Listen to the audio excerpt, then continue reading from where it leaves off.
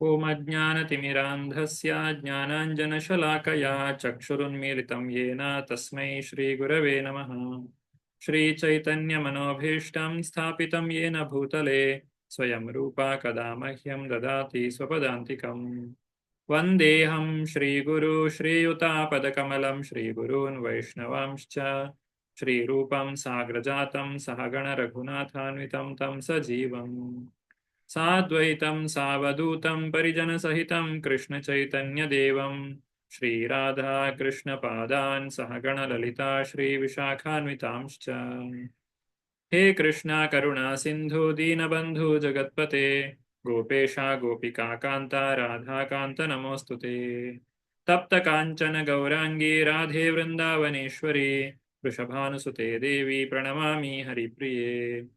ವಾಂಛಾ ಕಲ್ಪತರುಭ್ಯಶ್ಚ ಕೃಪಾ ಸಿಂಧುಭ್ಯ ಏವ ಚ ಪತಿತಾನಾಂ ಪಾವನೇಭ್ಯೋ ವೈಷ್ಣವೇಭ್ಯೋ ನಮೋ ನಮಃ. ನಮಃ ಓಂ ವಿಷ್ಣುಪಾದಾಯ ಕೃಷ್ಣಪ್ರೇಷ್ಠಾಯ ಭೂತಲೆ ಶ್ರೀಮತೆ ಭಕ್ತಿವೇದಾಂತ ಸ್ವಾಮಿನ್ ಇತಿ ನಾಮಿನೇ. ನಮಸ್ತೆ ಸಾರಸ್ವತೆ ದೇವೆ ಗೌರವಾಣಿ ಪ್ರಚಾರಿಣೆ ನಿರ್ವಿಶೇಷ ಶೂನ್ಯವಾದಿ ಪಾಶ್ಚಾತ್ಯ ದೇಶತಾರಿಣೆ. ಜಯೋ ಶ್ರೀ ಕೃಷ್ಣ ಚೈತನ್ಯ ಪ್ರಭೋ ನಿತ್ಯಾನಂದ ಶ್ರೀ ಅದ್ವೈತ ಗದಾಧರ ಶ್ರೀವಾಸಾದಿ ಗೌರ ಭಕ್ತ ವೃಂದ. ಹರೇ ಕೃಷ್ಣ ಕೃಷ್ಣ ಕೃಷ್ಣ ಹರೇ ಹರೇ ಹರೇ ರಾಮ ರಾಮ ರಾಮ ಹರೇ ಹರೇ. ಹರೇ ಕೃಷ್ಣ. ಶ್ರೀಮದ್ ಭಾಗವತದ 2ನೇ ಸ್ಕಂದದ 10ನೇ ಅಧ್ಯಾಯದ ಅಧ್ಯಯನಕ್ಕೆ ಎಲ್ಲ ಭಕ್ತರಿಗೂ ಕೂಡ ಸ್ವಾಗತ. ಕಳೆದ 9ನೆಯ ಅಧ್ಯಾಯದಲ್ಲಿ ಕೊನೆಯದಾಗಿ ಈ ಶ್ರೀಮದ್ ಭಾಗವತದ ಮುಖ್ಯವಾದಂತಹ 10 ಲಕ್ಷಣಗಳು, ಶ್ರೀಮದ್ ಭಾಗವತದ ಮಹಾಪುರಾಣದಲ್ಲಿ ವಿವರಿಸಲ್ಪಟ್ಟಿರುವಂತಹ 10 ವಿಷಯಗಳ ಕುರಿತಾಗಿ ಸಂಕ್ಷಿಪ್ತವಾಗಿ ಇಲ್ಲಿ ತಿಳಿಸಲಾಗಿದೆ. ಅದು ಏನು ಅನ್ನುವುದನ್ನ ಈ ಒಂದು ಅಧ್ಯಾಯದಲ್ಲಿ, ಈ ಒಂದು 10ನೇ ಅಧ್ಯಾಯದಲ್ಲಿ ನಾವು ತಿಳಿದುಕೊಳ್ಳಿಕ್ಕಿದ್ದೇವೆ. 9ನೇ ಅಧ್ಯಾಯದ 44ನೇ ಶ್ಲೋಕದಲ್ಲಿ ನಾವು ಕಾಣಬಹುದು, ತಸ್ಮಾದಿದಂ ಭಾಗವತಂ ಪುರಾಣಂ ದಶಲಕ್ಷಣಂ ಅಂತೇಳಿ ಬರೆದಿದ್ದಾರೆ. ಆ ದಶಲಕ್ಷಣಂ ಯಾವುದು ಅನ್ನೋದನ್ನ ಈಗ ನಾವು ನೋಡ್ಲಿಕ್ಕಿದ್ದೇವೆ. 10ನೇ ಅಧ್ಯಾಯದ ಪ್ರಾರಂಭದಲ್ಲಿ ಭಾಗವತವು ಸಕಲ ಪ್ರಶ್ನೆಗಳಿಗೆ ಉತ್ತರ.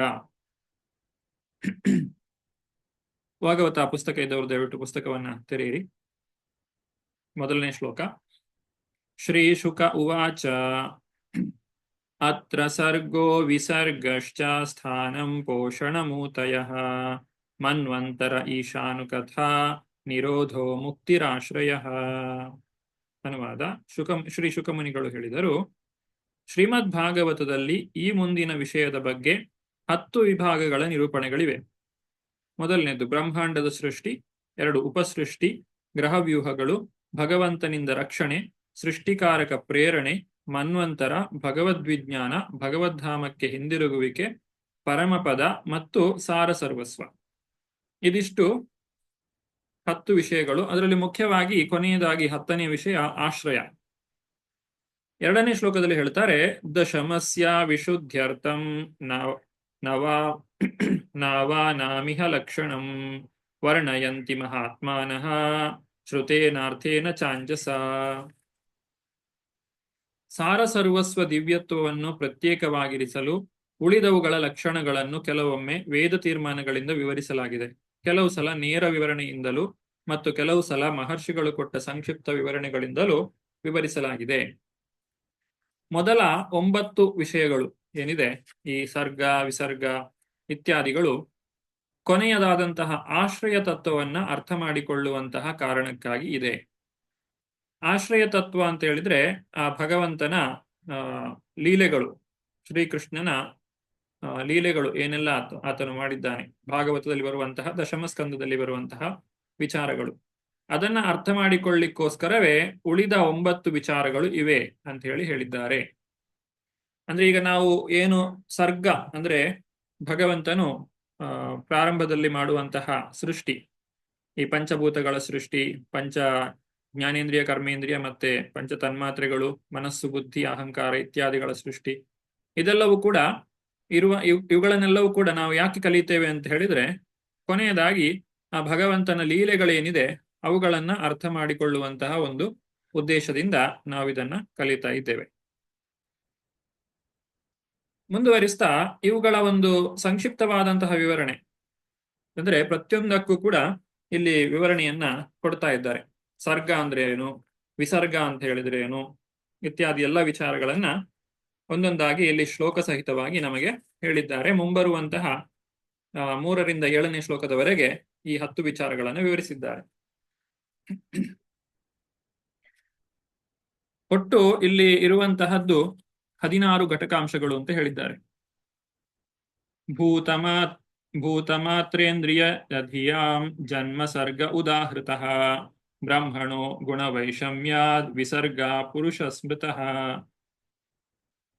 ಸರ್ಗ ಮತ್ತೆ ವಿಸರ್ಗ 2 ವಿಚಾರಗಳು ಈ 3ನೇ ಶ್ಲೋಕದಲ್ಲಿ ಬಂದಿದೆ. ಏನು ಹೇಳ್ತಾರೆ? ಭೌತ ದ್ರವ್ಯದ 16 ಅಂಶಗಳ ಮೂಲ ರೂಪದ ಸೃಷ್ಟಿಯನ್ನು, ಅಂದರೆ ಪಂಚಮಹಾಭೂತಗಳು ಅಗ್ನಿ, ಜಲ, ಪೃಥ್ವಿ, ವಾಯು ಮತ್ತು ಆಕಾಶ, ಭೂಮಿ, ರಾಪೋ, ಅನಲೋ, ವಾಯು, ಖಂ, ಶಬ್ದ, ರೂಪ, ರಸಗಂಧ, ಸ್ಪರ್ಶ ಅಂದ್ರೆ ಪಂಚ ತನ್ಮಾತ್ರೆಗಳು, ಮತ್ತು ಕಣ್ಣು, ಕಿವಿ, ಮೂಗು, ನಾಲಿಗೆ, ಚರ್ಮ ಮತ್ತು ಮನಸ್ಸು. ಒಟ್ಟೆಷ್ಟಾಯಿತು? 16 ಆಯಿತು. ಇಲ್ಲಿ ಶ್ಲೋಕದಲ್ಲಿ ನೋಡುವುದಾದ್ರೆ ಭೂತ ಮೊದಲನೇ ಪದ. ಭೂತ ಅಂತ ಹೇಳಿದ್ರೆ ಪಂಚಮಹಾಭೂತಗಳು, ಮಣ್ಣು, ನೀರು, ಗಾಳಿ, ಬೆಂಕಿ, ಆಕಾಶ. ಭೂತ ಮಾತ್ರೇಂದ್ರಿಯ, ಭೂತ ಮಾತ್ರ ಇಂದ್ರಿಯ 3, 5 5 5. ಭೂತ ಅಂದ್ರೆ ಪಂಚಭೂತ, ಮಾತ್ರ ಅಂತ ಹೇಳಿದ್ರೆ ತನ್ಮಾತ್ರೆ ಅಂದ್ರೆ ವಿಷಯ ವಸ್ತುಗಳು. ಕಣ್ಣಿಗೆ ನೋಟ, ಕಿವಿಗೆ ಶಬ್ದ, ಮೂಗಿಗೆ ವಾಸನೆ, ನಾಲಗೆ ರುಚಿ, ಕೈಗೆ ಚರ್ಮಕ್ಕೆ ಸ್ಪರ್ಶ. ಇದು ತನ್ಮಾತ್ರೆಗಳು ಅಂತ ಹೇಳ್ತಾರೆ, ಆಹಾರ ಅಂತ ಹೇಳ್ತಾರೆ, ಇಂದ್ರಿಯಗಳ ಆಹಾರ ವಸ್ತುಗಳು. ಹಾಗೆ ಮತ್ತು ಇಂದ್ರಿಯಗಳು 5 ಇಂದ್ರಿಯಗಳು ಒಟ್ಟು ಸೇರಿ 15 ಆಯಿತು. ಮತ್ತೆ ಅದರ ಜೊತೆಗೆ ಧಿಯಾಂ. ಹಾಗೆ ಭೂತ ಮಾತ್ರ ಇಂದ್ರಿಯ ಧಿಯಾಂ ಒಂದೇ ಪದದಲ್ಲಿ ಹೇಳಿದ್ದಾರೆ. ಭೂತ ಮಾತ್ರೇಂದ್ರಿಯ ಧಿಯಾಂ, ಅದರಲ್ಲಿ 16 ಬಂತು. ಇದು ಇಷ್ಟು ಸರ್ಗ ಅಂತ ಹೇಳ್ತಾರೆ. ಅಂದ್ರೆ ಬ್ರಹ್ಮದೇವನು ಹುಟ್ಟುವಾಗಲೇ ಭಗವಂತನು ಸೃಷ್ಟಿ ಮಾಡಿರುವಂಥದ್ದು. ಆ ಬ್ರಹ್ಮದೇವನ ಸೃಷ್ಟಿ ಅದರ ನಂತರ ಬರುವಂತಹದ್ದು, ಅದು ವಿಸರ್ಗ ಅಂತ ಹೇಳ್ತಾರೆ. ಇದಿಷ್ಟು ಸರ್ಗ ಉದಾಹೃತ. ಆಮೇಲೆ ಬರುವಂತದ್ದು ಬ್ರಹ್ಮಣೋ ಗುಣವೈಷಮ್ಯಾದ್. ಗುಣವೈಷಮ್ಯ, ಗುಣ ಅಂದ್ರೆ ಏನು? ಇಲ್ಲಿ ಈ 3 ಗುಣಗಳು, ಸತ್ವಗುಣ, ರಜೋಗುಣ, ತಮೋಗುಣಗಳು, ಈ 3 ಗುಣಗಳ ವೈಷಮ್ಯ, ಅವುಗಳ ಒಂದು ಒಟ್ಟು ಸೇರುವಿಕೆಯಿಂದಾಗಿ, ಸಂಸರ್ಗದಿಂದಾಗಿ ವಿಸರ್ಗ ಉಂಟಾಯಿತು. ಪೌರುಷ ಸ್ಮೃತಃ. ಭೌತದ್ರವ್ಯದ 16 ಅಂಶಗಳ ಮೂಲ ರೂಪದ ಸೃಷ್ಟಿ, ಇದು ಪಂಚಮ ಇತ್ಯಾದಿಗಳು, ಈ 16 ಇವುಗಳನ್ನು ಸರ್ಗ ಎಂದು ತಿಳಿಯಲಾಗಿದೆ. ಪ್ರಕೃತಿ ಗುಣಗಳ ಅನಂತರದ ಪರಸ್ಪರ ಕ್ರಿಯೆಯ ಪರಿಣಾಮಗಳನ್ನು ವಿಸರ್ಗ ಎಂದು ಕರೆಯಲಾಗಿದೆ. ಬ್ರಹ್ಮದೇವರು ಏನು ಸೃಷ್ಟಿ ಮಾಡ್ತಾರೆ? ಬ್ರಹ್ಮದೇವರು ಶರೀರಗಳನ್ನು ಸೃಷ್ಟಿ ಮಾಡ್ತಾರೆ. ಯಾಕೆ ಈ 3 ಗುಣಗಳನ್ನು ಹೇಳಿದ್ದಾರೆ? ಪ್ರತಿಯೊಂದು ಜೀವಿಗೂ ಕೂಡ ಈ ಗುಣಗಳ ಬೇರೆ ಬೇರೆ ರೀತಿಯಾದಂತಹ ಬೆರಕೆ, ಅದರ ಒಂದು ಮಿಶ್ರಣ ಇರ್ತದೆ. ಈಗ ಒಬ್ಬ ಕಲಾಗಾರ ಒಂದು ಚಿತ್ರವನ್ನು ಬಿಡಿಸುವವನು ಮುಖ್ಯವಾಗಿ RGB, ರೆಡ್, ಗ್ರೀನ್, ಬ್ಲೂ ಅಥವಾ ಇನ್ನು ಬೇರೆ ಯಾವುದ್ರು 3 ಬಣ್ಣಗಳನ್ನು ತಗೊಳ್ತಾರೆ, ಮೂಲ ಬಣ್ಣಗಳು ಅಂತ ಹೇಳ್ತಾರೆ. ಅವುಗಳಿಂದ 100,000 ಸಾವಿರಾರು ಲಕ್ಷ ಕೋಟಿಗಟ್ಟಲೆ ಬಣ್ಣಗಳನ್ನ ಮಾಡ್ಲಿಕ್ಕಾಗ್ತದೆ, ಸ್ವಲ್ಪ ಸ್ವಲ್ಪ ಬೇರೆ ಬೇರೆ ಬಣ್ಣಗಳನ್ನ ಒಟ್ಟಿಗೆ ಸೇರಿಸಿಕೊಂಡು. ಹಾಗೆ ಸತ್ವಗುಣ, ರಜೋಗುಣ, ತಮೋಗುಣಗಳು ಯಾವ ಜೀವಿಯಲ್ಲಿಯೂ ಕೂಡ ಸಂಪೂರ್ಣವಾಗಿರುವುದಿಲ್ಲ. ನಾವು ಯಾವುದೇ ಜೀವಿಯನ್ನ ಇದು ಸಂಪೂರ್ಣವಾಗಿ ಸಮೋಗುಣ ಅಥವಾ ಸಂಪೂರ್ಣ ಸತ್ವಗುಣ, ಸಂಪೂರ್ಣವಾಗಿ ರಜೋಗುಣ ಹಾಗಿರುವುದಿಲ್ಲ. ಎಲ್ಲದರಲ್ಲಿಯೂ ಸ್ವಲ್ಪ ಸ್ವಲ್ಪ ಮಿಶ್ರಣ ಇರ್ತದೆ. ಸಾಮಾನ್ಯವಾಗಿ ಹೇಳುವುದಾದ್ರೆ ನಾವು ಕ್ರೂರ ಪ್ರಾಣಿಗಳು ಅಂತ ಹೇಳ್ತೇವೆ, ಹುಲಿ, ಸಿಂಹ ಇತ್ಯಾದಿಗಳು.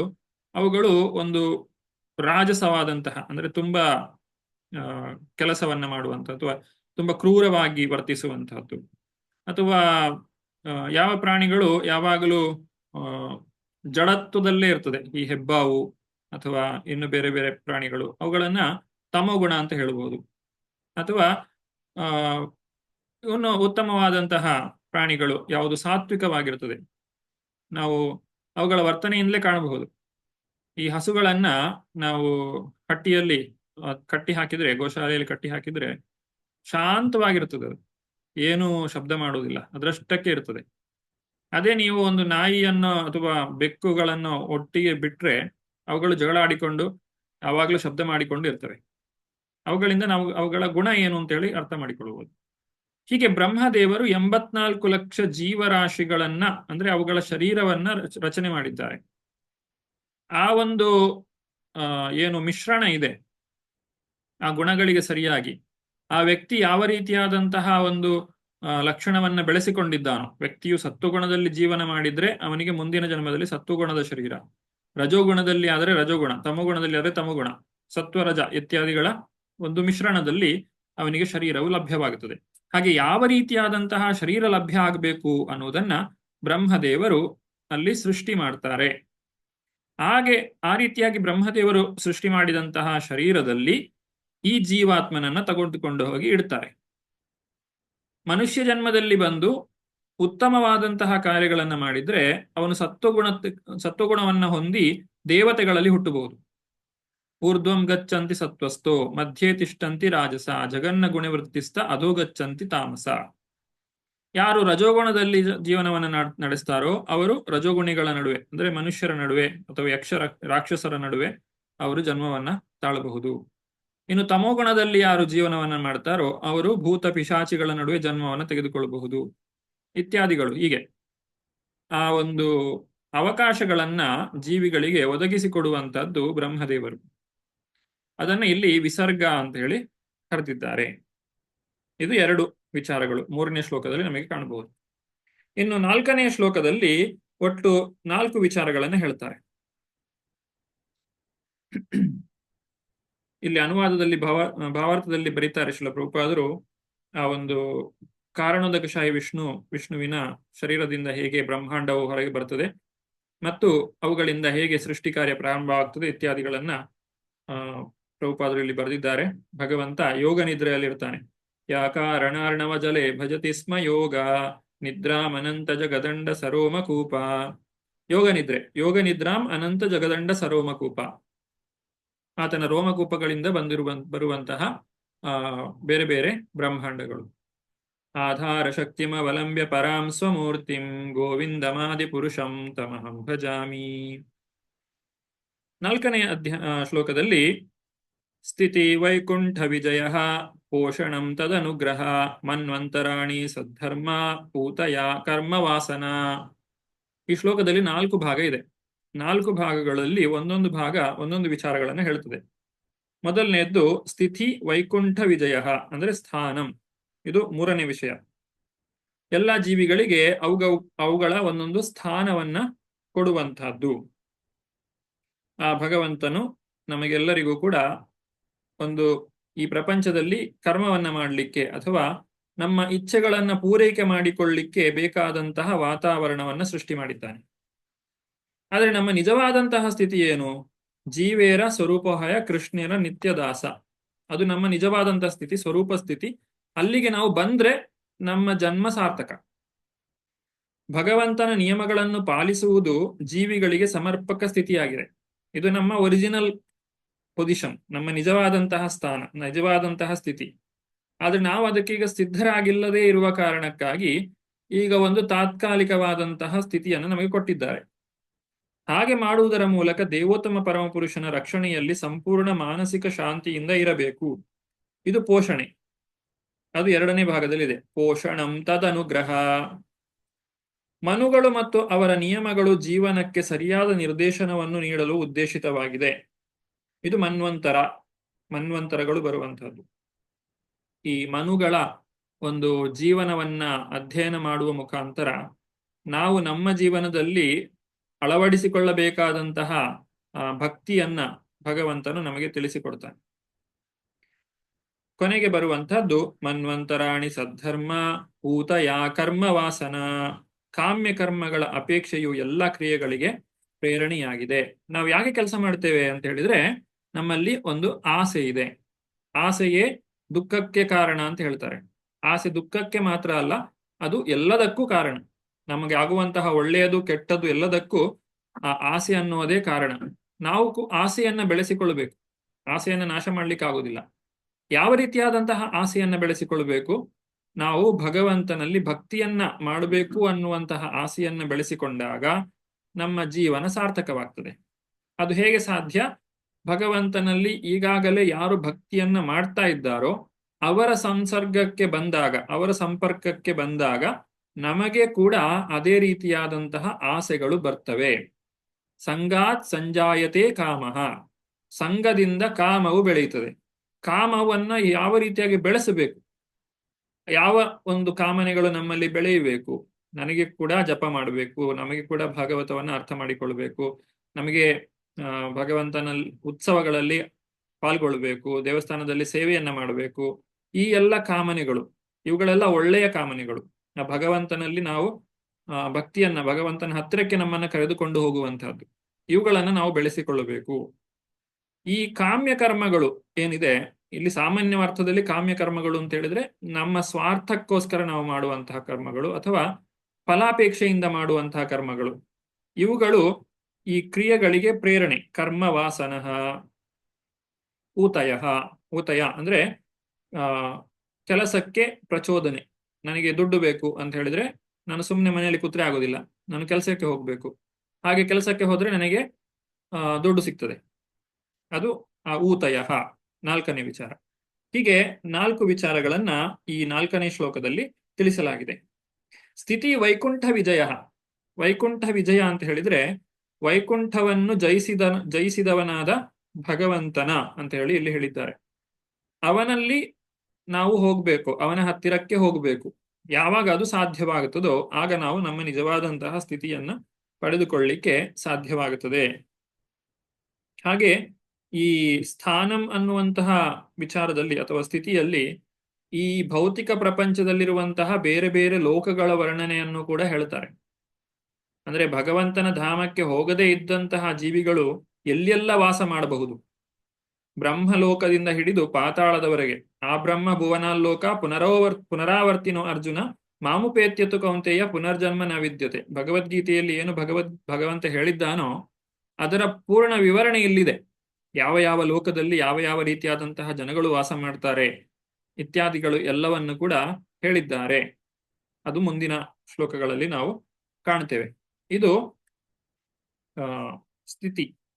ನಂತರ ಪೋಷಣಂ.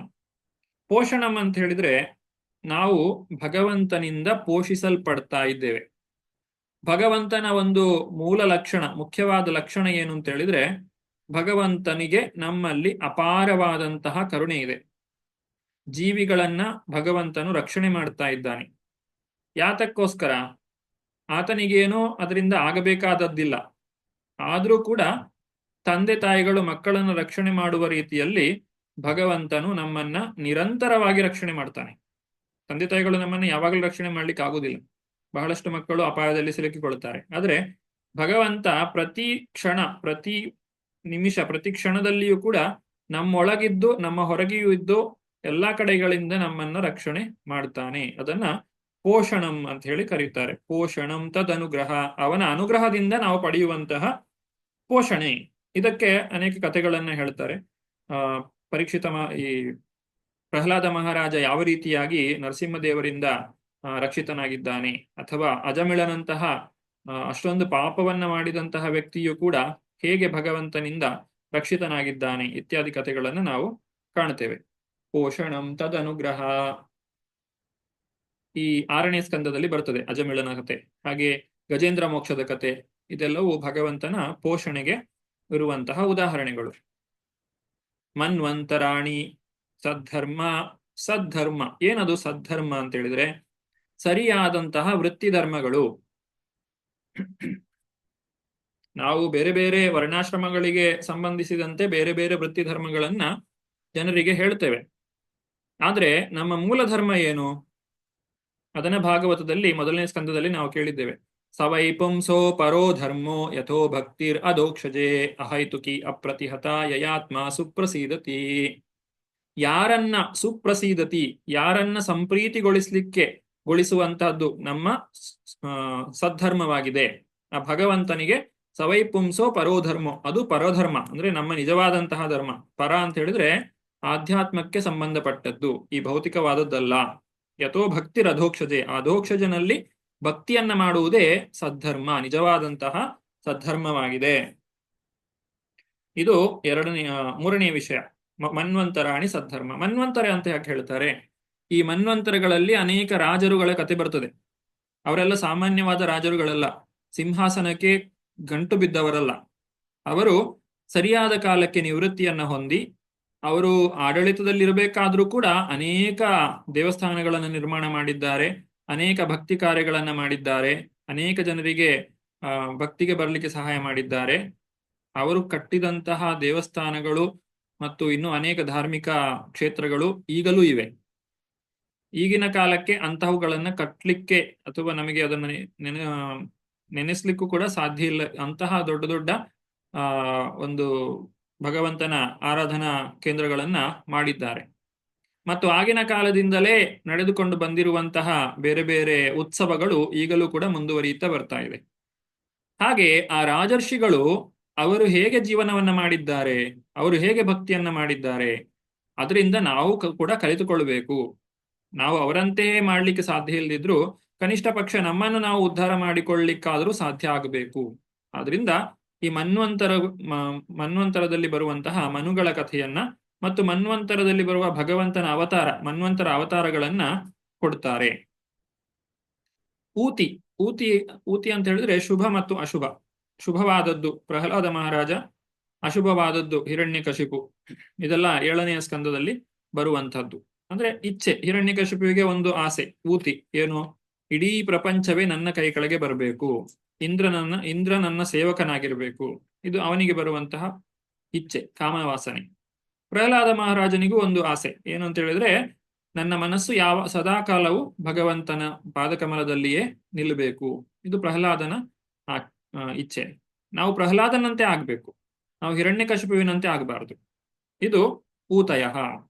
ಇದಿಷ್ಟು ಸೇರಿದ್ರೆ 6 ಆಯ್ತು. ಈಗ ಮೊದಲನೇ 3ನೇ ಶ್ಲೋಕದಲ್ಲಿ 2, 4ನೇ ಶ್ಲೋಕದಲ್ಲಿ 4, 5ನೇ ಶ್ಲೋಕದಲ್ಲಿ ಒಂದು ವಿಚಾರ, ಅಂದ್ರೆ ಈಶಾನುಕಥ.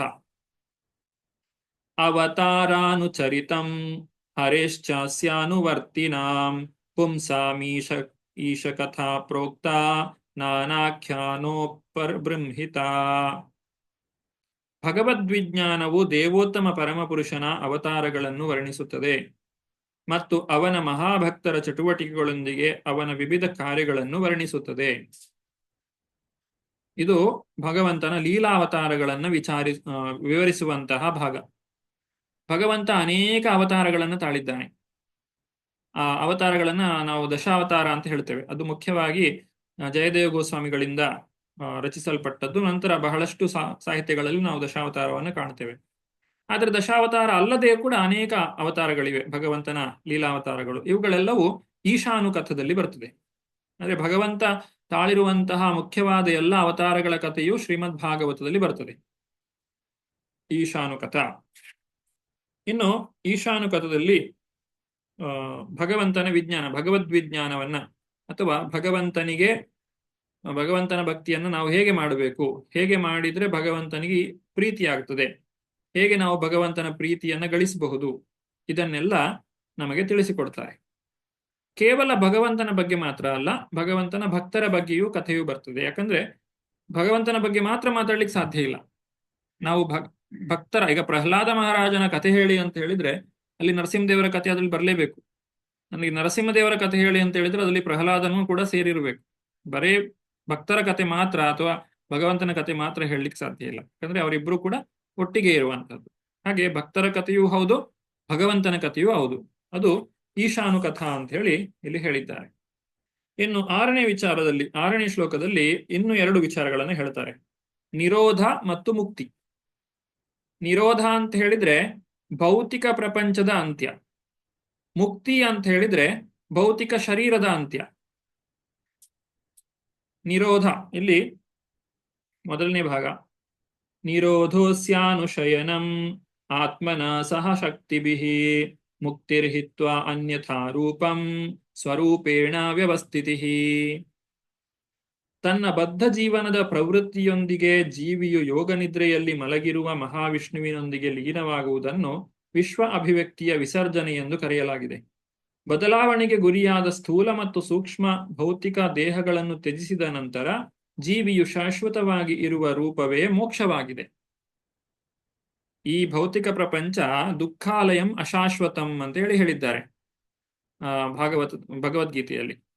ಅಂದ್ರೆ ಇದು ಕೇವಲ ದುಃಖಾಲಯಂ ಮಾತ್ರ ಅಲ್ಲ, ಇದು ಅಶಾಶ್ವತಂ ಕೂಡ. ಯಾರಾದ್ರೂ ಹೇಳ್ಬೋದು, ನನ್ನನ್ನು ಜೈಲಿಗೆ ಹಾಕಿದ್ರು ತೊಂದರೆ ಇಲ್ಲ, ನಾನು ಜೈಲಲ್ಲೇ ಸುಖವಾಗಿ ಇರ್ತೇನೆ ಅಂತೇಳಿ. ಆದ್ರೆ ಈ ಪ್ರಪಂಚ ಹೇಗೆ ಅಂತ ಹೇಳಿದ್ರೆ, ಈ ಪ್ರಪಂಚವೇ ಶಾಶ್ವತ ಅಲ್ಲ. ನೀನೇನಾದ್ರೂ ದುಃಖದಲ್ಲಿ ಕಷ್ಟದಲ್ಲಿ ಸಹಿಸಿಕೊಂಡು ಜೀವಿಸ್ತೇನೆ ಅಂತೇಳಿ ಹೋದ್ರೂ ಕೂಡ ಸಾಧ್ಯ ಇಲ್ಲ, ಯಾಕಂದ್ರೆ ಎಲ್ಲವೂ ನಾಶವಾಗ್ತದೆ. ಹಾಗೆ ನಾಶ ಆದಾಗ ಜೀವಿಗಳು ಎಲ್ಲಿ ಹೋಗ್ತಾರೆ? ಅವರಿಗೋಸ್ಕರ ಒಂದು ಜಾಗ ಇದೆ. ಅಂದ್ರೆ ಭಗವಂತ ತನ್ನ ಶರೀರದಿಂದಲೇ ಬ್ರಹ್ಮಾಂಡವನ್ನ ಸೃಷ್ಟಿ ಮಾಡಿರುವಂತಹದ್ದು. ಆ ಬ್ರಹ್ಮಾಂಡವನ್ನ ಮತ್ತೆ ತನ್ನ ಶರೀರದೊಳಕ್ಕೆ ಎಳೆದುಕೊಳ್ತಾನೆ. ಆಗ ಜೀವಿಗಳೆಲ್ಲ ಭಗವಂತನ ಶರೀರದಲ್ಲೇ ಸೇರಿಕೊಳ್ತವೆ. ಇದು ಆ ಭಗವಂತನ ಧಾಮಕ್ಕೆ ಹೋಗುವುದಕ್ಕೆ ಸಮಾನ ಅಂತ ತಿಳ್ಕೊಳ್ಬಾರ್ದು. ಅಂದ್ರೆ ಭಕ್ತರು ಭಗವಂತನಲ್ಲಿ ಭಕ್ತಿ ಮಾಡಿ ವೈಕುಂಠಕ್ಕೆ ಹೋಗುವ ಆ ರೀತಿಯಾಗಿ ಅಲ್ಲ. ಇದೇನು ಅಂತ ಹೇಳಿದ್ರೆ ತಾತ್ಕಾಲಿಕವಾಗಿ ಈ ಜೀವಿಗಳನ್ನ ಒಂದು ಕಡೆ ಇಡುವಂತಹದ್ದು. ಮತ್ತೆ ಮುಂದಿನ ಸೃಷ್ಟಿಯಲ್ಲಿ ಅವರಿಗೆ ಅವರ ಕರ್ಮಾಚರಣೆಗೆ ಸರಿಯಾಗಿ ಅವ್ರದ್ದೇನು ಲೆಕ್ಕಾಚಾರ ಇದೆ ಅದಕ್ಕೆ ಸರಿಯಾಗಿ ಇನ್ನೊಂದು ಶರೀರವನ್ನು ಕೊಡ್ತಾರೆ. ಅಲ್ಲಿಗೆ ಮುಗಿಯುವುದಿಲ್ಲ, ಅದು ಮುಂದೆ ಮತ್ತೆ ಪ್ರಾರಂಭ ಆಗ್ತದೆ. ಆದ್ರೆ ಭೌತಿಕ ಪ್ರಪಂಚ ಅಥವಾ ಬ್ರಹ್ಮಾಂಡ ಒಂದು ಸಲಕ್ಕೆ ಅಂತ್ಯವನ್ನು ಕಾಣ್ತದೆ. ಪ್ರತಿಯೊಂದು ಯುಗದಲ್ಲಿಯೂ ಬರುವಂತಹ ಪ್ರಳಯ ಅಥವಾ ಮಹಾಯುಗಗಳ ನಂತರ ಬರುವಂತಹ ಪ್ರಳಯ, ಮನ್ವಂತರಗಳು ಕಳೆಯುವಾಗ ಬರುವಂತಹ ಪ್ರಳಯ, ಬ್ರಹ್ಮದೇವರ ಒಂದು ದಿನದ ಅಂತ್ಯದಲ್ಲಿ ಬರುವಂತಹ ಪ್ರಳಯ, ಹಾಗೂ ಬ್ರಹ್ಮದೇವರ ಅಂತ್ಯದಲ್ಲಿ ಬರುವಂತಹ ಬ್ರಹ್ಮಾಂಡದ ಪ್ರಳಯ, ಈ ಎಲ್ಲ ಪ್ರಳಯಗಳಲ್ಲಿ ಜೀವಿಗಳು ನಾಶ ಆಗ್ತಾ ಇರ್ತಾರೆ. ಅಂದ್ರೆ ಜೀವಿಗಳ ಶರೀರ ನಾಶ ಆಗ್ತದೆ ಅಷ್ಟೇ, ನಾವು ಮಾಡಿದಂತಹ ಕರ್ಮ ನಾಶ ಆಗುವುದಿಲ್ಲ. ಅದೆಲ್ಲವೂ ಕೂಡ ಅಲ್ಲಿ ಲೆಕ್ಕವನ್ನ ಇಟ್ಟುಕೊಂಡಿರ್ತಾರೆ. ಅದಕ್ಕೆ ಸರಿಯಾಗಿ ಮುಂದಿನ ಶರೀರವನ್ನ ಕೊಡ್ತಾರೆ ಮುಂದಿನ ಸೃಷ್ಟಿಯಲ್ಲಿ. ಎಷ್ಟೋ ಸಾವಿರ ವರ್ಷಗಳ ಕಾಲ ಹಾಗೆ ಇರಬೇಕಾಗ್ತದೆ. ಅಪೂರಕವಾದಂತಹ ಒಂದು ವಾತಾವರಣ ಬೇಕು. ಒಬ್ಬ ವ್ಯಕ್ತಿಗೆ ಅವನು ಸತ್ಯಯುಗದಲ್ಲಿ ಜನ್ಮವನ್ನು ತೆಗೆದುಕೊಳ್ಬೇಕು ಅಂತ ಹೇಳಿ ನಿರ್ಧಾರ ಮಾಡಿದ್ರೆ, ಅಂದ್ರೆ ಅವನ ಕರ್ಮಾನುಸಾರವಾಗಿ ಸತ್ಯಯುಗ ಬರುವವರೆಗೂ ಅವನು ಕಾಯ್ಬೇಕು. ಅಥವಾ ಯಾವ ಬ್ರಹ್ಮಾಂಡದಲ್ಲಿ ಸತ್ಯಯುಗ ಇರ್ತದೋ ಅಲ್ಲಿ ಅವನ ಶರೀರವನ್ನು ಧಾರಣೆ ಮಾಡ್ತಾನೆ. ಹಾಗೆ ಆ ಒಂದು ವ್ಯವಸ್ಥೆಯನ್ನ ಮಾಡಿದ್ದಾರೆ. ಇದನ್ನ ನಿರೋಧ ಅಂತ ಕರೀತಾರೆ, ಅಂದ್ರೆ ಭೌತಿಕ ಸೃಷ್ಟಿಯ ನಾಶ. ಇನ್ನು ಮುಕ್ತಿರಹಿತ್ವ ಅನ್ಯಥಾ ರೂಪಂ ಸ್ವರೂಪೇಣ ವ್ಯವಸ್ಥಿತಿ. ಇದು ನಮ್ಮ ಭೌತಿಕ ಶರೀರದ ನಾಶ. ಇಲ್ಲಿ ಭೌತಿಕ ಶರೀರದ ನಾಶ ಅಂತ ಹೇಳಿದ್ರೆ ನಮ್ಮ ಪಾಲಿಗೆ ಮತ್ತೆ ಈ ಭೌತಿಕ ಶರೀರ ಲಭ್ಯ ಇಲ್ಲ. ಅಂದ್ರೆ ನೀನು ಮತ್ತೆ ಹುಟ್ಟಿ ಬರಬೇಕಾಗಿಲ್ಲ. ನಿನ್ನ ಎಲ್ಲಾ ಕರ್ಮಗಳು ಕಳೆದು ಹೋಗಿದೆ. ಕರ್ಮವನ್ನ ಕಳೆಯುವುದು ಹೇಗೆ ಅಂತ ಹೇಳಿದ್ರೆ, ನಾವು ಪಾಪವನ್ನ ಮಾಡಿದ್ರೆ ಸ್ವಲ್ಪ ಪುಣ್ಯವನ್ನ ಮಾಡಿ ಅಥವಾ ಪ್ರಾಯಶ್ಚಿತ್ತವನ್ನ ಮಾಡಿ ಕಳೆದುಕೊಳ್ಳುತ್ತೇನೆ ಅಂತ ಹೇಳಿ ಹೋದ್ರೆ ಆಗುದಿಲ್ಲ. ಯಾಕಂದ್ರೆ ಈಗ ಮದ್ಯದ ಪಾತ್ರೆಯನ್ನ ಮದ್ಯದಿಂದ ತೊಳಿಲಿಕ್ಕೆ ಸಾಧ್ಯ ಇಲ್ಲ. ಒಂದು ಪಾತ್ರೆಯಲ್ಲಿ ಮದ್ಯವನ್ನ ಅಮಲು ಪದಾರ್ಥವನ್ನ ಅದನ್ನ ನಾವು ಶೇಖರಣೆ ಮಾಡಿಟ್ರೆ ಅನ್ನೋದನ್ನ ಅದರಿಂದ ತೊಳಿಲಿಕ್ಕೆ ಆಗುದಿಲ್ಲ. ಹಾಗೆ ಕರ್ಮವನ್ನ ಕರ್ಮದಿಂದ ತೊಳೆದು ಸಂಪೂರ್ಣವಾಗಿ ಹೊರಗೆ ಬರ್ಲಿಕ್ಕೆ ಆಗುದಿಲ್ಲ. ಹಾಗಾದ್ರೆ ಅದಕ್ಕೆ ಪರಿಹಾರ ಏನು? ಅದು ಭಕ್ತಿಯೇ ಪರಿಹಾರ. ಅದನ್ನ ಬ್ರಹ್ಮ ಸಂಹಿತೆಯಲ್ಲಿ ಹೇಳ್ತಾರೆ. ಯಸ್ತ್ವಿಂದ್ರಗೋಪಮ ಥವೇಂದ್ರ ಮಹೋಸ್ವ ಕರ್ಮ ಬಂಧಾನುರೂಪ ಫಲಭಾಜನ ಮಾತನೋತಿ ಕರ್ಮಾಣಿ ನಿರ್ದಹತಿ ಕಿಂತು ಚ ಭಕ್ತಿ ಭಾಜಾಂ ಗೋವಿಂದಮಾದಿ ಪುರುಷಂ ತಮಹಂ ಭಜಾಮಿ. ನಾವು ಸಾಧನೆಯನ್ನ ಮಾಡಿದ್ರೆ, ಒಳ್ಳೆಯ ಪುಣ್ಯಕರ್ಮವನ್ನ ಮಾಡಿದ್ರೆ ಅಥವಾ ಅಷ್ಟಾಂಗ ಯೋಗವನ್ನ ಮಾಡಿ ಊರ್ಧ್ವ ಲೋಕಗಳಿಗೆಲ್ಲ ಹೋದ್ರೆ ನಮಗೆ ಬಹಳ ಆಕರ್ಷಕವಾದುವಂತಹ ಜೀವನ ಕ್ರಮಗಳು ನಮಗೆ ಕಾಣಲಿಕ್ಕೆ ಸಿಗ್ತದೆ. ನಾವೇನಾದ್ರೂ ನಾನು ಇಲ್ಲೇ ಇರ್ತೇನೆ ಅಂತ ಹೇಳಿಬಿಟ್ರೆ ಮತ್ತೆ ಅವುಗಳೇ ನಮಗೆ ಪ್ರಾಪ್ತಿ ಆಗ್ತದೆ. ಅಂದ್ರೆ ಈಗ ಇಂದ್ರನ ಪದವಿ, ಬಹಳಷ್ಟು ವೈಭೋಗದ ಜೀವನ, ಅಂತಹ ಜೀವನ ನನಗೆ ಬೇಕು ಅಂತ ಹೇಳಿ ನನ್ನ ಮನಸ್ಸಿನಲ್ಲಿ ಒಂದು ಆಸೆ ಹುಟ್ಟಿತು ಅಂತ ಹೇಳಿದ್ರೆ ನಾನು ಮತ್ತೆ ಒಂದು ಮನ್ವಂತರಗಳ ಕಾಲ ಆ ಒಂದು ಸ್ವರ್ಗಲೋಕದಲ್ಲಿ ವಾಸ ಮಾಡಬೇಕಾಗುತ್ತದೆ. ಹೀಗೆ ಆಸೆಗಳಿಗೆ ಕೊನೆ ಇಲ್ಲ, ಭೌತಿಕವಾದಂತಹ ಆಸೆಗಳಿಗೆ. ಇಂದ್ರನೂ ಕೂಡ ಕರ್ಮವನ್ನೇ ಅನುಭವಿಸ್ತಾ ಇರುವಂತದ್ದು. ಇಂದ್ರಲೋಕದಲ್ಲಿ ಇಂದ್ರ ಪದವಿಯಲ್ಲಿ ಯಾರು ಕುಳಿತಿದ್ದಾನೋ ದೇವೇಂದ್ರ, ಅವನಿಂದ ಹಿಡಿದು ಈ ಭೂಮಿಯಲ್ಲಿರುವಂತಹ ಇಂದ್ರಗೋಪ ಅನ್ನುವ ಒಂದು ಸಣ್ಣ ಹುಳ, ಅದು ಕಣ್ಣಿಗೂ ಕಾಣದೇ ಇರುವಂತಹ ಹುಳ, ಅದು ಅಲ್ಲಿಯವರೆಗೆ ಎಲ್ಲರೂ ಕರ್ಮವನ್ನು ಅನುಭವಿಸ್ತಾ ಇದ್ದಾರೆ. ಕೆಲವರು ಪುಣ್ಯಕರ್ಮದ ಫಲವನ್ನು ಅನುಭವಿಸ್ತಾ ಇದ್ದಾರೆ, ಕೆಲವರು ಪಾಪದ ಕರ್ಮದ ಫಲವನ್ನು ಅನುಭವಿಸ್ತಾ ಇದ್ದಾರೆ. ಅದು ಪುಣ್ಯ ಇರ್ಲಿ ಪಾಪ ಇರ್ಲಿ ಎರಡೂ ಕೂಡ ಬಂಧನಕರ. ಪಾಪ ಅಂತ ಹೇಳಿದ್ರೆ ತುಂಬಾ ನಮಗೆ ನೋವು ಕೊಡುವಂತಹದ್ದು ಪಾಪದ ಫಲ. ಪುಣ್ಯದ ಫಲವು ಕೂಡ ನಮಗೆ ನೋವನ್ನೇ ಕೊಡುವಂತಹದ್ದು. ಯಾಕಂದ್ರೆ ಅದು ನಮಗೆ ಭಗವಂತನನ್ನ ಮರೆಸ್ತದೆ ಅಥವಾ ಇನ್ನಷ್ಟು ಕರ್ಮಗಳನ್ನು ಮಾಡುವಂತೆ ಪ್ರೇರೇಪಿಸ್ತದೆ. ನಾವು ಈ ಭೌತಿಕ ಪ್ರಪಂಚದಲ್ಲಿ ಉಳಿಯುವ ಹಾಗೆ ಮಾಡ್ತದೆ. ಅದರಿಂದ ಪಾಪವೂ ಪುಣ್ಯವು ಎರಡೂ ಕೂಡ ಬಂಧನಕರ. ಹಾಗಾಗಿ ಕರ್ಮಾಣಿ ನಿರ್ದಹತಿ ಕಿಂತುಚ ಭಕ್ತಿ ಭಾಜಾಂ. ಕರ್ಮಗಳನ್ನ ಯಾರ ಭಕ್ತಿಯನ್ನ ಮಾಡುವುದರಿಂದ ನಾವು ನಾಶ ಮಾಡಬಹುದೋ ಅಂತಹ ಗೋವಿಂದನಿಗೆ ನಾನು ನಮಸ್ಕರಿಸ್ತೇನೆ ಅಂತ ಹೇಳಿ ಬ್ರಹ್ಮದೇವರು ಬ್ರಹ್ಮ ಸಂಹಿತೆಯಲ್ಲಿ ಹೇಳ್ತಾರೆ. ಈ ರೀತಿ ಭಕ್ತಿಯನ್ನ ಮಾಡಿ ಯಾರು ತಮ್ಮೆಲ್ಲ ಕರ್ಮಗಳನ್ನ ಕಳೆದುಕೊಂಡಿದ್ದಾರೆ ಅವರಿಗೆ ಹೇಳಿರುವಂತಹದ್ದು ಇದು. ಮುಕ್ತಿರ್ಹಿತ್ವ ಅನ್ಯಥಾ ರೂಪಂ ಸ್ವರೂಪೇಣ ಅವ್ಯವಸ್ಥಿತಿ. ಅವರಿಗೆ ಈ ಮುಕ್ತಿ, ಲಿಬರೇಷನ್, ಶಾಶ್ವತವಾದಂತಹ ಧಾಮ, ಯದ್ಗತ್ವ ನ ನಿವರ್ತಂತೆ ತದ್ಧಾಮ ಪರಮಮ್ಮಮ ಅಂತ ಹೇಳ್ತಾರೆ ಭಗವದ್ಗೀತೆಯಲ್ಲಿ. ಎಲ್ಲಿಗೆ ಒಂದು ಸಲ ಹೋದ ಮೇಲೆ ಮತ್ತೆ ಹಿಂದಕ್ಕೆ ತಿರುಗಿ ಬರಬೇಕಾಗಿಲ್ಲವೋ ಅಂತಹ ಸ್ಥಾನ ಆ ವೈಕುಂಠ, ವಿಗತ ಕುಂಠ ಯಸ್ಮಾದ್ ವೈಕುಂಠ, ಅಲ್ಲಿಗೆ ಹೋಗುವುದನ್ನ ಇಲ್ಲಿ ಮುಕ್ತಿ ಅಂತ ಹೇಳಿ ಕರೆದಿದ್ದಾರೆ. ಆಶ್ರಯ ತತ್ವ 7ನೇ ಶ್ಲೋಕದಲ್ಲಿ ಹೇಳಿದ್ದಾರೆ. ಆಭಾಸಶ್ಚ ನಿರೋಧಶ್ಚ ಯತೋಸ್ತ್ವಧ್ಯವಸೀಯತೆ ಸ ಆಶ್ರಯ ಪರಂ ಬ್ರಹ್ಮ ಪರಮಾತ್ಮೇತಿ ಶಬ್ದ್ಯತೆ. ಪರಮಚೇತನ ಅಥವಾ ಪರಮಾತ್ಮನಂತೆ ಪ್ರಸಿದ್ಧನಾದ ಪರಮಪುರುಷನು ವಿಶ್ವ ಅಭಿವ್ಯಕ್ತಿಯ ಪರಮ ಮೂಲನು ಹಾಗೂ ಅದರ ಆಶ್ರಯ ಮತ್ತು ವಿಸರ್ಜನೆಯ ಮೂಲನೂ ಆಗಿದ್ದಾನೆ. ಹಾಗೆ ಅವನು ಪರಮ ಮೂಲ ಉಗಮ ಸ್ಥಾನ ಪರಮ ಸತ್ಯನಾಗಿದ್ದಾನೆ. ಆ ಭಗವಂತನಲ್ಲಿ ಶಾಶ್ವತವಾದಂತಹ ಆಶ್ರಯವನ್ನ ವ್ಯಕ್ತಿಯು ಪಡೆಯುವಂಥದ್ದು. ಭಗವಂತ ಸರ್ವ ಕಾರಣಗಳ ಕಾರಣನಾಗಿದ್ದಾನೆ. ಅವನು ಈ ಎಲ್ಲ ಬ್ರಹ್ಮಾಂಡಗಳನ್ನ, ಸೃಷ್ಟಿ ಸ್ಥಿತಿ ಲಯಗಳನ್ನ ಅವನೇ ಮಾಡ್ತಾ ಇರುವಂತಹದ್ದು. ಅಂತಹ ಭಗವಂತನನ್ನ ನಾವು ಅರ್ಥ ಮಾಡಿಕೊಂಡಾಗ ಅದನ್ನ ಆಶ್ರಯ ತತ್ವ ಅಂತ ಹೇಳಿ ಹೇಳ್ತಾರೆ. ಈ ಆಶ್ರಯ ತತ್ವವನ್ನ ತಿಳಿದುಕೊಳ್ಳಿಕ್ಕೋಸ್ಕರವೇ ಉಳಿದ 9 ವಿಚಾರಗಳನ್ನ ಹೇಳಲಾಗಿದೆ. ಇನ್ನು ಆಶ್ರಯ ತತ್ವವನ್ನ ಇಷ್ಟಕ್ಕೆ ಹೇಳಿ ನಿಲ್ಲಿಸುವುದಿಲ್ಲ. ಇಲ್ಲಿ ಇನ್ನು ಮುಂದಕ್ಕೆ ವಿವರಿಸ್ತಾರೆ ಶುಕದೇವ ಗೋಸ್ವಾಮಿಗಳು. ಏನು ಹೇಳ್ತಾರೆ? ಮುಂದಿನ 10ನೇ ಶ್ಲೋಕದಿಂದ 8 ಮತ್ತು 9ನೇ ಶ್ಲೋಕದಲ್ಲಿ ಇದರ ವಿಚಾರವಾಗಿ ಇನ್ನಷ್ಟು ವಿವರಣೆಯನ್ನ ಕೊಡ್ತಾರೆ. ಯೋ ಆಧ್ಯಾತ್ಮಿಕೋಯಂ ಪುರುಷಃ ಸೋಸಾವೇವಾಧಿದೈವಿಕಃ ಯಸ್ತತ್ರೋ ಭಯ ವಿಚ್ಛೇದ ಪುರುಷೋ ಹ್ಯಾಧಿಭೌತಿಕಃ. ನಾನಾ ಇಂದ್ರಿಯ ಸಾಧನಗಳನ್ನು ಹೊಂದಿರುವ ವ್ಯಕ್ತಿಗತ ಪುರುಷನನ್ನು ಆಧ್ಯಾತ್ಮಿಕ ಪುರುಷನೆಂದು ಕರೆಯಲಾಗಿದೆ ಮತ್ತು ಇಂದ್ರಿಯಗಳ ನಿಯಂತ್ರಕ ವ್ಯಕ್ತಿಗತ ದೇವತೆಯನ್ನು ಅಧಿದೈವಿಕವೆಂದು ಕರೆಯಲಾಗಿದೆ. ಕಣ್ಣಿಗೆ ಕಾಣುವ ಶರೀರವನ್ನು ಅಧಿಭೌತಿಕ ಪುರುಷನೆಂದು ಕರೆಯಲಾಗಿದೆ. ನಾವು ಈ 3 ಪದಗಳನ್ನ ಈಗಾಗಲೇ ಕೇಳಿದ್ದೇವೆ. ಆಧ್ಯಾತ್ಮಿಕ, ಆದಿಭೌತಿಕ, ಆದಿದೈವಿಕ ಅಂತೇಳಿ. ಇದು ನಾವು ತಾಪತ್ರಯಗಳನ್ನು ವಿವರಿಸಲಿಕ್ಕೋಸ್ಕರ ಹೇಳಿರುವಂತಹದ್ದು. ಆದ್ರೆ ಈ ಪದಗಳನ್ನ ಕೇವಲ ತಾಪತ್ರಯಗಳನ್ನ ಅರ್ಥ ಮಾಡಿಕೊಳ್ಳಿಕ್ಕೆ ಮಾತ್ರ ಅಲ್ಲ, ಇದನ್ನ ಇನ್ನೂ ಬೇರೆ ಬೇರೆ ವಿಚಾರಗಳಲ್ಲಿ ವಿವರಿಸ್ತಾರೆ. ಹೇಗೆ ಅಂತ ಹೇಳಿದ್ರೆ ಆಧ್ಯಾತ್ಮಿಕ ಜ್ಞಾನ, ಆದಿಭೌತಿಕ ಜ್ಞಾನ, ಆದಿದೈವಿಕ ಜ್ಞಾನ ಅಂತೇಳಿ ಜ್ಞಾನವನ್ನು ಕೂಡ 3 ವಿಭಾಗಗಳಾಗಿ ಮಾಡಬಹುದು. ಹಾಗೆ ಇಲ್ಲಿಯೂ ಕೂಡ ಈ 3 ಪದಗಳನ್ನ ಬಳಕೆ ಮಾಡಲಾಗಿದೆ. ಏನಿದು ಆಧ್ಯಾತ್ಮಿಕ? ಇಲ್ಲಿ ಹೇಳಿರುವಂತಹ ಆಧ್ಯಾತ್ಮಿಕ ಅಂತ ಹೇಳಿದ್ರೆ ನಮ್ಮಲ್ಲಿರುವಂತಹ ಸೂಕ್ಷ್ಮ ಇಂದ್ರಿಯಗಳು. ಆದಿ ಭೌತಿಕ ಅಂತ ಹೇಳಿದ್ರೆ ನಮ್ಮ ಸ್ಥೂಲ ಇಂದ್ರಿಯಗಳು. ಹಾಗೂ ಆದಿ ದೈವಿಕ ಅಂತ ಹೇಳಿದ್ರೆ ಈ ಇಂದ್ರಿಯಗಳನ್ನ ನಿಯಂತ್ರಿಸುವಂತಹ ದೇವತೆಗಳು. ಇದನ್ನ 3 ವಿಚಾರಗಳಲ್ಲಿ ಹೇಳಿರುವಂತಹದ್ದು. ನಮ್ಮ ಸ್ಥೂಲ ಇಂದ್ರಿಯಗಳು ಯಾವುದು? ಕಣ್ಣು, ಕಿವಿ, ಮೂಗು, ನಾಲಿಗೆ, ಚರ್ಮ ಇತ್ಯಾದಿಗಳು. ಇವುಗಳನ್ನ ಸ್ಥೂಲ ಇಂದ್ರಿಯಗಳು ಅಂತ ಹೇಳ್ತಾರೆ. ಇನ್ನು ನಮ್ಮೊಳಗಿರುವಂತಹ ಸೂಕ್ಷ್ಮ ಇಂದ್ರಿಯಗಳು, ಮನಸ್ಸು, ಬುದ್ಧಿ, ಅಹಂಕಾರ ಇತ್ಯಾದಿಗಳನ್ನ ಸೂಕ್ಷ್ಮ ಇಂದ್ರಿಯಗಳು ಅಂತ ಹೇಳ್ತಾರೆ. ಆಮೇಲೆ ಇವುಗಳ ಇಂದ್ರಿಯ ಅಭಿಮಾನಿ ದೇವತೆಗಳು ಅಂದ್ರೆ ಕಣ್ಣಿಗೆ ಸೂರ್ಯ, ಕಿವಿಗೆ ದಿಗ್ದೇವತೆ, ಮೂಗಿಗೆ ಅಶ್ವಿನಿ ಕುಮಾರರು, ವಾಕ್ಶಕ್ತಿ ಅಗ್ನಿ, ಕೈ ಇತ್ಯಾದಿಗಳಿಗೆ ಬೇರೆ ಬೇರೆ ದೇವತೆಗಳಿದ್ದಾರೆ.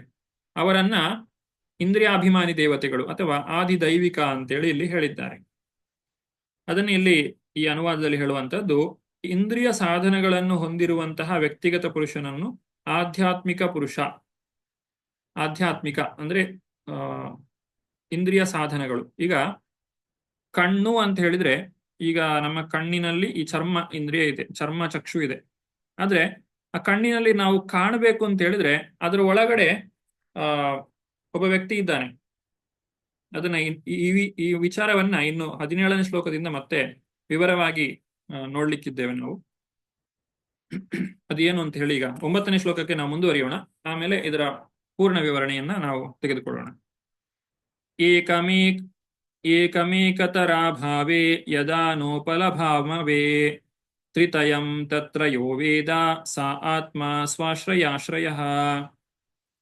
ವಿವಿಧ ಜೀವಿಗಳ ಸಂಬಂಧದಲ್ಲಿ ಮೇಲೆ ಹೇಳಿದ 3 ಹಂತಗಳು ಪರಸ್ಪರ ಅವಲಂಬಿಗಳಾಗಿವೆ. ಒಂದು ಇಲ್ಲವಾದಾಗ ಇನ್ನೊಂದನ್ನು ತಿಳಿಯಲಾಗುವುದಿಲ್ಲ. ಆದರೆ ಆಶ್ರಯನಿಗೆ ಆಶ್ರಯನಂತೆ ಅವರಲ್ಲಿ ಪ್ರತಿಯೊಂದನ್ನು ಕಾಣುವ ಪರಮಪ್ರಭುವು ಸರ್ವ ಸ್ವತಂತ್ರನಾಗಿದ್ದಾನೆ. ಆದ್ದರಿಂದ ಅವನು ಪರಮ ಆಶ್ರಯನಾಗಿದ್ದಾನೆ. ಆಶ್ರಯ ತತ್ವವನ್ನು ಮೊದಲು ಅರ್ಥ ಮಾಡಿಕೊಳ್ಳೋಣ, ಆಮೇಲೆ ಈ ಆಧ್ಯಾತ್ಮಿಕ, ಆದಿಭೌತಿಕ, ಆದಿದೈವಿಕ ವಿಚಾರಗಳ ಬಗ್ಗೆ ವಿವರವಾಗಿ ನೋಡೋಣ. ಆಶ್ರಯ, ಸರ್ವ ಆಶ್ರಯ, ಎಲ್ಲದಕ್ಕೂ ಆಶ್ರಯನಾಗಿದ್ದಾನೆ ಭಗವಂತ. ಆಶ್ರಯ ತತ್ವ ನಾವು ನೋಡಬೇಕು ಅಂತ ಹೇಳಿದ್ರೆ ಮೊದಲನೇದಾಗಿ ನಮಗೆ ಕಣ್ಣು ಇರಬೇಕು. ಕಣ್ಣಿನಲ್ಲಿ ದೃಷ್ಟಿದೋಷ ಇದ್ರೆ ವೈದ್ಯರು ಸರಿ ಮಾಡಬಹುದು. ಆದ್ರೆ ಕಣ್ಣಿನಲ್ಲಿ ಕಾಣುವಂತಹ ಶಕ್ತಿಯೇ ಇಲ್ಲದೆ ಹೋದ್ರೆ, ಈಗ ಎಲ್ಲಾ ಕುರುಡಿಗೂ ಕೂಡ ಮದ್ದು ಇಲ್ಲ, ಹಾಗೆ ಕಣ್ಣಿನಲ್ಲಿ ಆ ಒಂದು ದೃಷ್ಟಿಯನ್ನ ವ್ಯಕ್ತಿ ಹೊಂದಿಲ್ಲದೆ ಇದ್ರೆ ಮತ್ತೆ ನಾವು ಮುಂದೆ ಇರುವಂತಹ ಲೆನ್ಸ್ ಅನ್ನು ಬದಲಾಯಿಸಿ ಏನು ಮಾಡ್ಲಿಕ್ಕೆ ಆಗುದಿಲ್ಲ. ಚರ್ಮಚಕ್ಷುವಿಗೆ ನಾವು ಚಿಕಿತ್ಸೆಯನ್ನು ಕೊಟ್ಟರು ಒಳಗಡೆಯಿಂದ ದೇವರು ಕಾಣುವಂತಹ ಶಕ್ತಿಯನ್ನು ಕೊಡದೇ ಇದ್ರೆ ನಮಗೆ ಪ್ರಪಂಚವನ್ನ ಕಾಣಲಿಕ್ಕೆ ಸಾಧ್ಯ ಇಲ್ಲ. ಅಂದ್ರೆ ನಮಗೆ ಕಣ್ಣು ಅಂತ ಹೇಳಿ ನಾವು ಏನು ಕಾಣುತ್ತೇವೆ ಅದು ಅಷ್ಟೇ ಅಲ್ಲ, ಅದು ಸ್ಥೂಲ ಇಂದ್ರಿಯ. ಅದರ ಒಳಗಡೆ ಸೂಕ್ಷ್ಮ ಇಂದ್ರಿಯ ಇದೆ. ಆ ಸೂಕ್ಷ್ಮ ಇಂದ್ರಿಯದ ಸಹಾಯ ನಮಗೆ ಬೇಕು. ಹಾಗೆ ಹೊರಗಡೆ ಇರುವಂತಹ ಸೂರ್ಯದೇವನ ಶಕ್ತಿ, ಅವನ ಒಂದು ಸಹಾಯ ಬೇಕು. ಇದೆಲ್ಲವೂ ಒಟ್ಟಿಗೆ ಇದ್ದಾಗ ನಮಗೆ ಕಾಣುತ್ತದೆ. ಭಗವಂತ ನೋಡಿದ್ರೆ ನಮಗೆ ಕಾಣುತ್ತದೆ, ಭಗವಂತ ನೋಡದೇ ಇದ್ರೆ ನಮಗೆ ಕಾಣುವುದಿಲ್ಲ. ಅಂದ್ರೆ ನಾವು ಭಗವಂತನಲ್ಲಿ ಆಶ್ರಿತರಾಗಿದ್ದೇವೆ. ಆದ್ರೆ ಭಗವಂತನನ್ನು ಏನು ಹೇಳ್ತಾರೆ? ಆತ್ಮ ಸ್ವಾಶ್ರಯಾಶ್ರಯ, ಅಂದ್ರೆ ಸ್ವಂತ ಆಶ್ರಯದ ಆಶ್ರಯನು, ಅದು ಪರಮಪುರುಷನಾದ ದೇವೋತ್ತಮ ಪರಮಪುರುಷ ಶ್ರೀಕೃಷ್ಣ. ಅವನಿಗೆ ಬೇರೆ ಆಶ್ರಯ ಯಾವುದೂ ಇಲ್ಲ, ಅವನು ಸ್ವ ಆಶ್ರಯನಾಗಿದ್ದಾನೆ. ಅಂತಹ ಆಶ್ರಯ ತತ್ವವನ್ನ ನಾವು ಅರ್ಥ ಮಾಡಿಕೊಳ್ಳಬೇಕು. ಹೇಗೆ ಭಗವಂತ ಸರ್ವಕಾರಣ ಕಾರಣನಾಗಿದ್ದಾನೆ ಅನ್ನೋದನ್ನ ಇಲ್ಲಿ ತಿಳಿದುಕೊಳ್ಬೇಕು. ಭಗವದ್ಗೀತೆಯ 10ನೇ ಅಧ್ಯಾಯದ 42ನೇ ಶ್ಲೋಕದಲ್ಲಿ ಹೇಳ್ತಾರೆ, ಅಥವಾ ಬಹುನೈತೇನ ಕಿಂ ಜ್ಞಾತೇನ ತವ ಅರ್ಜುನ ವಿಷ್ಟಭ್ಯಾಹಂ ಇದಂ ಕೃಷ್ಣಂ ಏಕಾಂಶೇನ ಸ್ಥಿತೋ ಜಗತ್. ನನ್ನ ಏಕಾಂಶದಿಂದ ನಾನು ಇದೆಲ್ಲವನ್ನು ಕೂಡ ಧಾರಣೆ ಮಾಡಿದ್ದೇನೆ ಅಂತ ಹೇಳಿ ಭಗವಂತ ಅರ್ಜುನನಿಗೆ ಹೇಳಿದ್ದಾನೆ. ಆದ್ರೆ ಭಗವಂತನಿಗೆ ಇದು ಯಾವುದರ ಒಂದು ಅವಶ್ಯಕತೆಯೂ ಇಲ್ಲ. ಅವನು ಸರ್ವತಂತ್ರ ಸ್ವತಂತ್ರ, ಅವನನ್ನ ಸ್ವರಾಟ್ ಅಂತ ಹೇಳಿದ್ದಾರೆ 1ನೇ ಸ್ಕಂದದಲ್ಲಿ ಪ್ರಾರಂಭದ ಶ್ಲೋಕದಲ್ಲಿ. ಈ ಭಗವಂತನಿಗೆ ಯಾರನ್ನೂ ಕೂಡ ಕೇಳಿ ಹೇಳಿ ಮಾಡುವಂತದ್ದು ಇಲ್ಲ, ಅವನು ಎಲ್ಲ ನಿರ್ಧಾರಗಳನ್ನು ತಾನೇ ತೆಗೆದುಕೊಳ್ಳುತ್ತಾನೆ. ಹಾಗಾಗಿ ಭಗವಂತನನ್ನ ಸ್ವರಾಟ್ ಅಥವಾ ಸರ್ವಾಶ್ರಯ ಅಂತ ಹೇಳಿ ಇಲ್ಲಿ ಹೇಳಿದ್ದಾರೆ. ಈಗ 10ನೇ ಶ್ಲೋಕದಿಂದ 35ನೇ ಶ್ಲೋಕದವರೆಗೆ, ಅಂದ್ರೆ ಇಲ್ಲಿ ಒಟ್ಟು 51 ಶ್ಲೋಕ ಇದೆ. ಹೆಚ್ಚಿನ ಭಾಗದಲ್ಲಿ ಇಲ್ಲಿ ಸರ್ಗವನ್ನ ಹೇಳಿದ್ದಾರೆ. ಹಾಗೆ ವಿರಾಟ್ ರೂಪದ ವಿವರಣೆಯೂ ಕೂಡ ಬರ್ತದೆ. ಇದರ ಜೊತೆಗೆ ನಾವು ಆ ಸೂಕ್ಷ್ಮ ಇಂದ್ರಿಯ ಮತ್ತೆ ಸ್ಥೂಲ ಇಂದ್ರಿಯಗಳ ಬಗ್ಗೆ ವಿವರವಾಗಿ ನೋಡ್ತೇವೆ. ಈ ವಿರಾಟ್ ಪುರುಷನ ವಿವರಣೆ ಭಾಗವತದಲ್ಲಿ ಅನೇಕ ಕಡೆ ಬಂದಿದೆ. ನಾವು ಮೊದಲನೇದಾಗಿ ನೋಡುವುದಾದ್ರೆ ಇದೇ 2ನೇ ಸ್ಕಂದದ ಪ್ರಾರಂಭದಲ್ಲಿ 1ನೇ ಅಧ್ಯಾಯದಲ್ಲಿ ಬಂದಿದೆ. ಹಾಗೆ 2ನೇ ಅಧ್ಯಾಯದ 2ನೇ ಸ್ಕಂದದ 6ನೇ ಅಧ್ಯಾಯದಲ್ಲಿಯೂ ಕೂಡ ಬಂದಿದೆ. ಆದ್ರೆ ಅದರ ಉದ್ದೇಶಗಳು ಬೇರೆ ಬೇರೆ. 2ನೇ ಸ್ಕಂದದ 1ನೇ ಅಧ್ಯಾಯ ಅದು ಯೋಗಿಗಳ ಧಾರಣಾಶ್ರಯಕ್ಕೋಸ್ಕರ ವಿರಾಟ್ ಪುರುಷದ ವಿವರಣೆ ಬಂದಿರುವಂತಹದ್ದು. ಹಾಗೆ ಪುರುಷ ಸೂಕ್ತದ ದೃಢೀಕರಣದಲ್ಲಿ ಭಗವಂತನೇ ಎಲ್ಲಾ ಸೃಷ್ಟಿಯ ಸರ್ವಕಾರಣ ಕಾರಣನಾಗಿದ್ದಾನೆ ಅನ್ನುವುದನ್ನು ತಿಳಿಸ್ಲಿಕ್ಕೋಸ್ಕರ 6ನೇ ಅಧ್ಯಾಯದಲ್ಲಿ ಈ ವಿರಾಟ್ ಪುರುಷದ ರೂಪದ ಒಂದು ವಿವರಣೆಯನ್ನು ಬಂದಿರುವಂತಹದ್ದು. ಹಾಗೆ ಇಲ್ಲಿ ಪರೀಕ್ಷಿತನು ಕೇಳಿದಂತಹ ಪ್ರಶ್ನೆ ವಿರಾಟ್ ರೂಪದ ಬಗ್ಗೆ ತಿಳಿಸಿ ಅಂತ ಹೇಳಿದ ಈ 8ನೇ ಅಧ್ಯಾಯದ 11ನೇ ಶ್ಲೋಕದಲ್ಲಿ ಕೇಳಿರುವಂತಹದ್ದು. ಅದಕ್ಕೆ ಉತ್ತರವಾಗಿ ಮತ್ತೆ ವಿರಾಟ್ ರೂಪದ ವಿವರಣೆಯನ್ನು ಹೇಳ್ತಾರೆ. ಇಲ್ಲಿ ಇದು ಸರ್ಗದ ಒಂದು ಭಾಗವಾಗಿ ಹೇಳ್ತಾ ಇರುವಂತಹದ್ದು. ಅಂದ್ರೆ ವಿರಾಟ್ ರೂಪದ ವರ್ಣನೆ ಬಂದಿದ್ರೂ ಕೂಡ ಅದನ್ನು ವರ್ಣನೆ ಮಾಡಿರುವಂತಹ ಉದ್ದೇಶಗಳು ಬೇರೆ ಬೇರೆ ಆಗಿದೆ. ಆ ಬೇರೆ ಬೇರೆ ಉದ್ದೇಶಗಳಿಗೋಸ್ಕರ ನಾವು ಈಗ 3ನೇ ಸಲ ವಿರಾಟ್ ರೂಪದ ಒಂದು ವರ್ಣನೆಯನ್ನ ಕಾಣ್ಲಿಕ್ಕಿದ್ದೇವೆ. ಹೇಗೆ ಭಗವಂತನಿಂದ ಸೃಷ್ಟಿಯು ಆಗ್ತಾ ಇದೆ ಮತ್ತು ಆ ಸೃಷ್ಟಿ ಭಗವಂತ ಮಾಡಿದ ಸೃಷ್ಟಿಯ ನಂತರ ಹೇಗೆ ವಿಸರ್ಗವು ಉಂಟಾಯಿತು ಅನ್ನೋದನ್ನ ಹೇಳ್ತಾ ಇದ್ದಾರೆ. ಈಗ 10ನೇ ಶ್ಲೋಕ. ಪುರುಷೋಡಂ ವಿನಿರ್ಭೃತ್ಯ ಯದಾ ಸೌಸ ವಿನಿರ್ಗತಃ ಆತ್ಮನೋ ಅನ್ವಿಚ್ಛನ್ ಆಪ ಅಸ್ರಾಕ್ಷಿತ್ ಶುಚಿ. ವಿವಿಧ ಬ್ರಹ್ಮಾಂಡಗಳನ್ನು ಬೇರ್ಪಡಿಸಿದ ನಂತರ ಭಗವಂತನ ಅದ್ಭುತ ವಿಶ್ವರೂಪನು ಅಂದ್ರೆ ಮಹಾವಿಷ್ಣುವು ಪ್ರಥಮ ಪುರುಷಾವತಾರ ಸ್ಥಳವಾದ ಕಾರಣೋದಕ ಸಮುದ್ರದಿಂದ ಹೊರಬಂದು ಸೃಷ್ಟಿಸಿದ ದ್ರವ್ಯ ಜಲದಲ್ಲಿ ಗರ್ಭೋದಕದಲ್ಲಿ ಪವಡಿಸಲು ಅಪೇಕ್ಷಿಸಿ ಪ್ರತ್ಯೇಕವಾದ ಪ್ರತಿಯೊಂದು ಬ್ರಹ್ಮಾಂಡಗಳನ್ನು ಪ್ರವೇಶಿಸಿದನು. ಕಾರಣೋದಕಶಾಹಿ ವಿಷ್ಣುವು ಕಾರಣೋದಕ ನೀರಿನಲ್ಲಿ ಅಥವಾ ಆ ಒಂದು ಕಾರಣ ನೀರು ಕಾಜುವಲ್ ಓಷನ್ ಅದರಲ್ಲಿ ಪವಡಿಸಿದ್ದಾನೆ. ನಂತರ ತನ್ನ ವಿಸ್ತರಣೆಯಾದಂತಹ ಗರ್ಭೋದಕಶಾಹಿ ವಿಷ್ಣುವಾಗಿ ಬಂದು ಪ್ರತಿಯೊಂದು ಬ್ರಹ್ಮಾಂಡದೊಳಗೆ ತಾನು ಪ್ರವೇಶವನ್ನ ಮಾಡ್ತಾನೆ. ಮಹಾವಿಷ್ಣುವು ಪ್ರತಿಯೊಂದು ಬ್ರಹ್ಮಾಂಡದೊಳಗೆ ಅವನು ಪ್ರವೇಶವನ್ನ ಮಾಡಿದ್ದಾನೆ. ಇವನನ್ನ ನಾರಾಯಣ ಅಂತ ಹೇಳಿ ಕರೆದಿದ್ದಾರೆ. ಯಾಕೆ ನಾರಾಯಣ ಅಂತ ಹೇಳಿ ಕರೆದಿದ್ದಾರೆ? 11ನೇ ಶ್ಲೋಕದಲ್ಲಿದೆ. ಅನುವಾದವನ್ನು ಓದ್ತೇನೆ.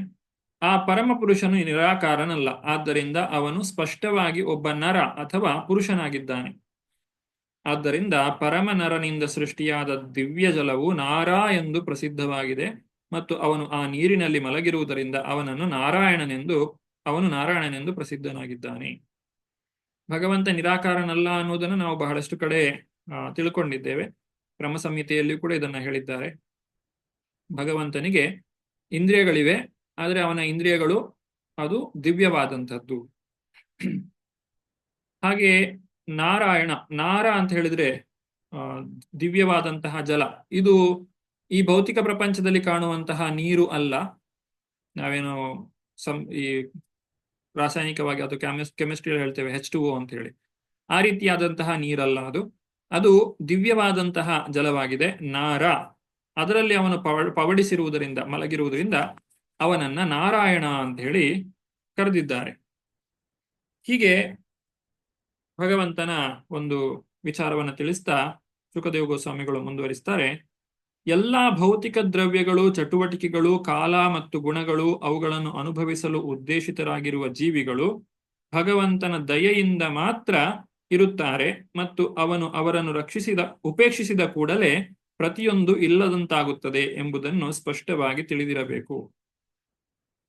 ಎಲ್ಲಿಯವರೆಗೆ ಭಗವಂತನ ಅನುಗ್ರಹ ನಮ್ಮ ಮೇಲೆ ಇರ್ತದೆ ಅಲ್ಲಿಯವರೆಗೆ ನಾವು ಜೀವಿಸ್ಲಿಕ್ಕೆ ಸಾಧ್ಯ.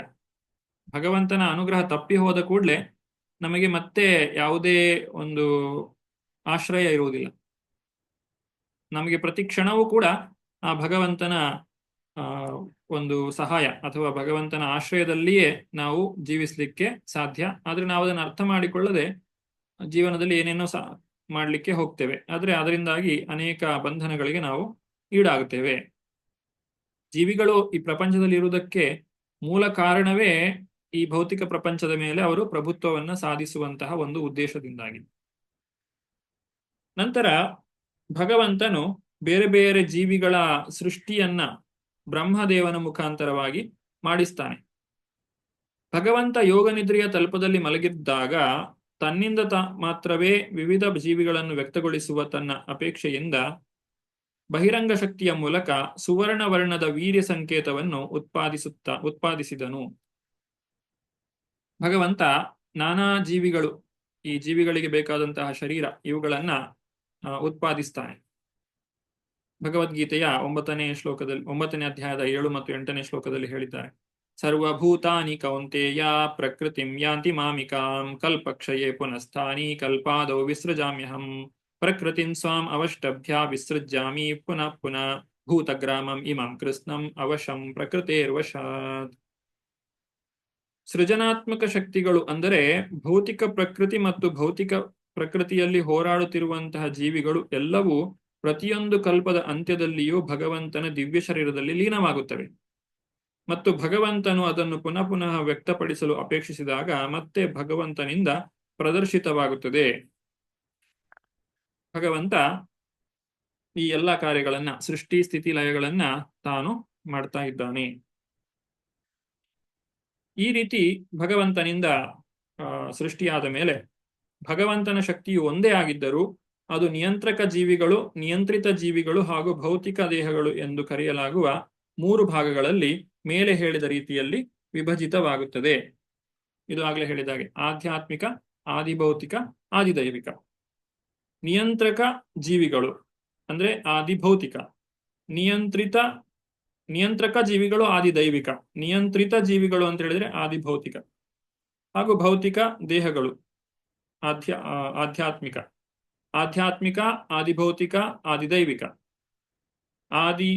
ಆಧ್ಯಾತ್ಮಿಕ ಅಂತ ಹೇಳಿದ್ರೆ ದೇವತೆಗಳು, ಅವರು ನಿಯಂತ್ರಕ ಜೀವಿಗಳು ಆದಿದೈವಿಕ, ಹಾಗೂ ನಿಯಂತ್ರಿತ ಜೀವಿಗಳು ಆಧ್ಯಾತ್ಮಿಕ, ಹಾಗೂ ಆದಿಭೌತಿಕ ಅಂತ ಹೇಳಿದ್ರೆ ಭೌತಿಕವಾದ ದೇಹಗಳು.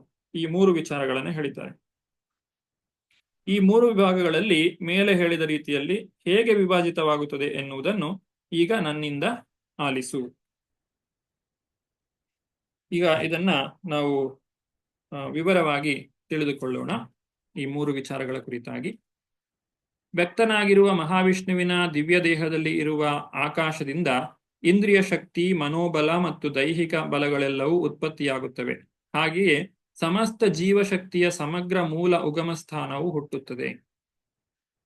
ನಮ್ಮ ಈ ಶರೀರದಲ್ಲಿರುವಂತಹ ಪ್ರತಿಯೊಂದು ಅಂಗಗಳು ಕೆಲಸ ಮಾಡುವಂತಹದ್ದು ಭಗವಂತನ ಇಚ್ಛೆಯ ಪ್ರಕಾರ. ಹಾಗಾಗಿ ಅವನನ್ನು ಹೃಷಿಕೇಶ ಅಂತ ಕರೀತಾರೆ, ಎಲ್ಲಾ ಇಂದ್ರಿಯಗಳ ಒಡೆಯ.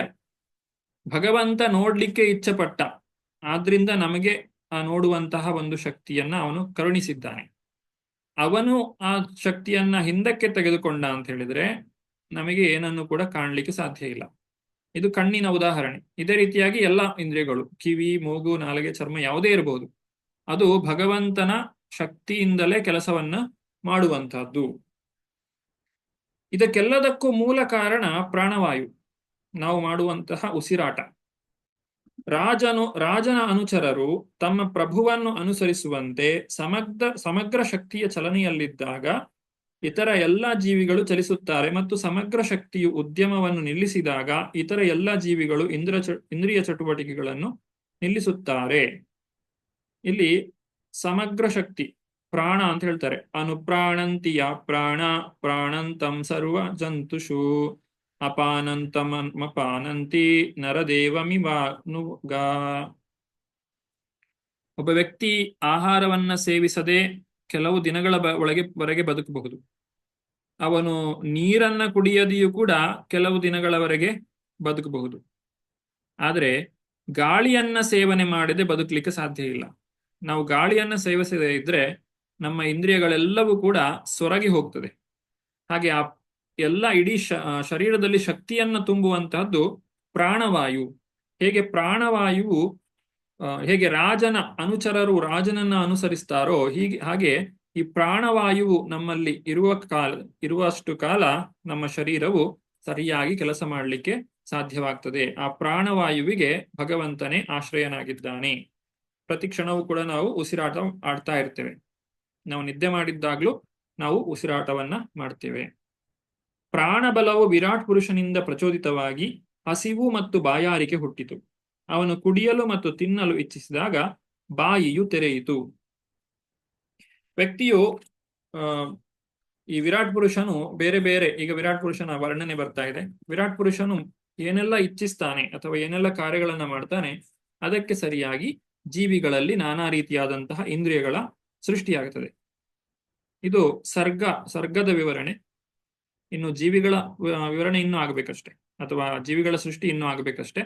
ಸರ್ಗ ಹೇಗೆ ನಡೀತಾ ಇದೆ? ಮೂಲ ಕಾರಣ ವಿರಾಟ್ ಪುರುಷನ ಒಂದು ಬಯಕೆ. ತಾನು ಏನೆಲ್ಲ ಇಚ್ಛಿಸ್ತಾನೋ ಅಥವಾ ಭಗವಂತ ಇಚ್ಛಾ ಮಾತ್ರದಿಂದ ಎಲ್ಲವನ್ನು ಮಾಡ್ತಾ ಇರುವಂತದ್ದು. ಹಾಗೆ ಆ ಭಗವಂತನ ಇಚ್ಛೆಯಿಂದ ನಾನಾ ಸೃಷ್ಟಿಗಳು ಇಲ್ಲಿ ಸಾಧ್ಯವಾಗ್ತಾ ಇದೆ.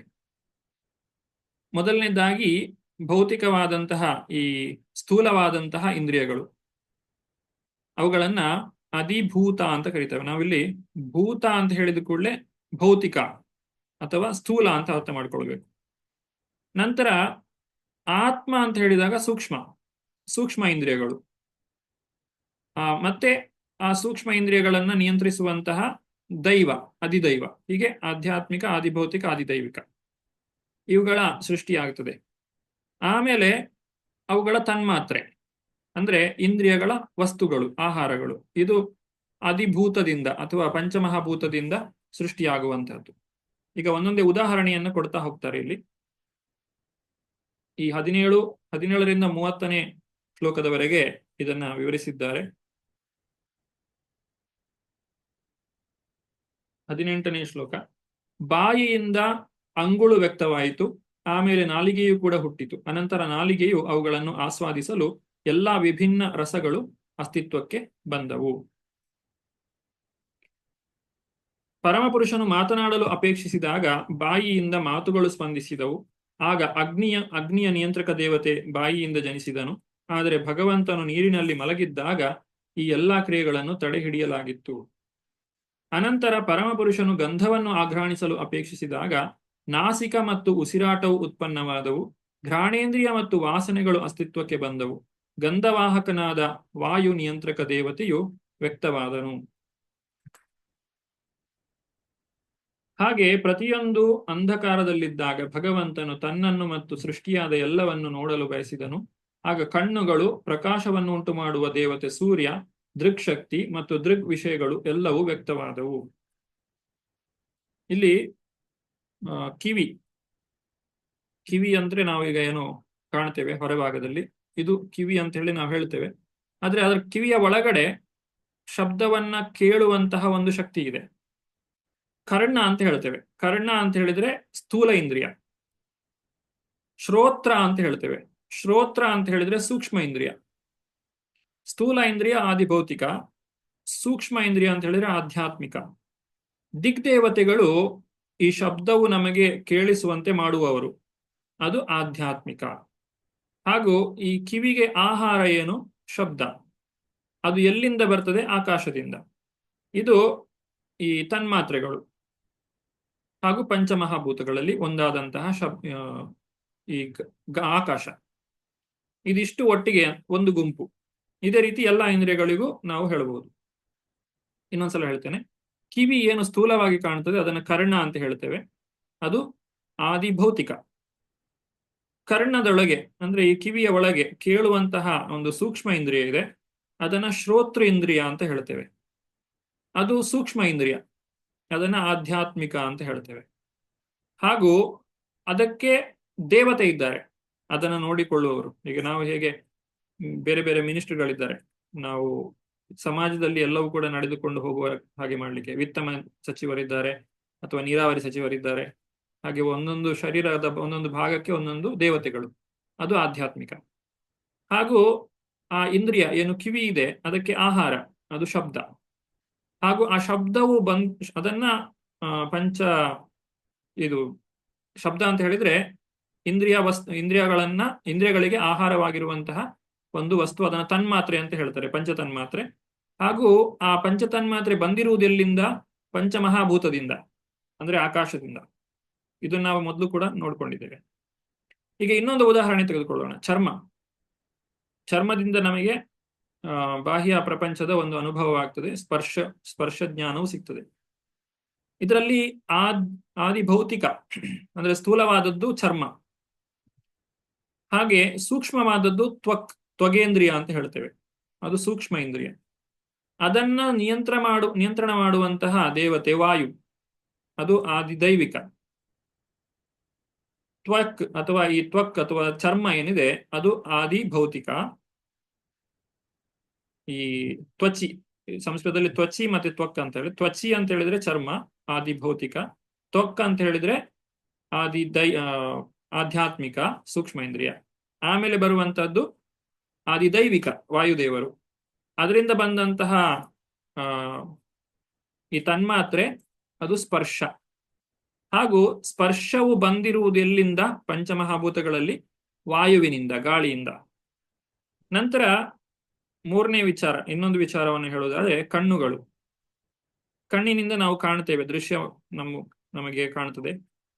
ಅದಕ್ಕೆ ಸ್ಥೂಲ ಇಂದ್ರಿಯ, ಆದಿ ಭೌತಿಕ ಇರುವಂತದ್ದು ಅಕ್ಷಿಣಿ ಅಂತ ಕರಿತೇವೆ, ಸ್ಥೂಲವಾದದ್ದು. ಅದರ ನಂತರ ಸೂಕ್ಷ್ಮ ಇಂದ್ರಿಯವನ್ನ ಚಕ್ಷು ಅಂತ ಹೇಳ್ತೇವೆ, ಚಕ್ಷು ಇಂದ್ರಿಯ ಅಂತ ಹೇಳ್ತೇವೆ, ಅದು ಆಧ್ಯಾತ್ಮಿಕ. ಆದಿ ದೈವಿಕ ಯಾವುದು?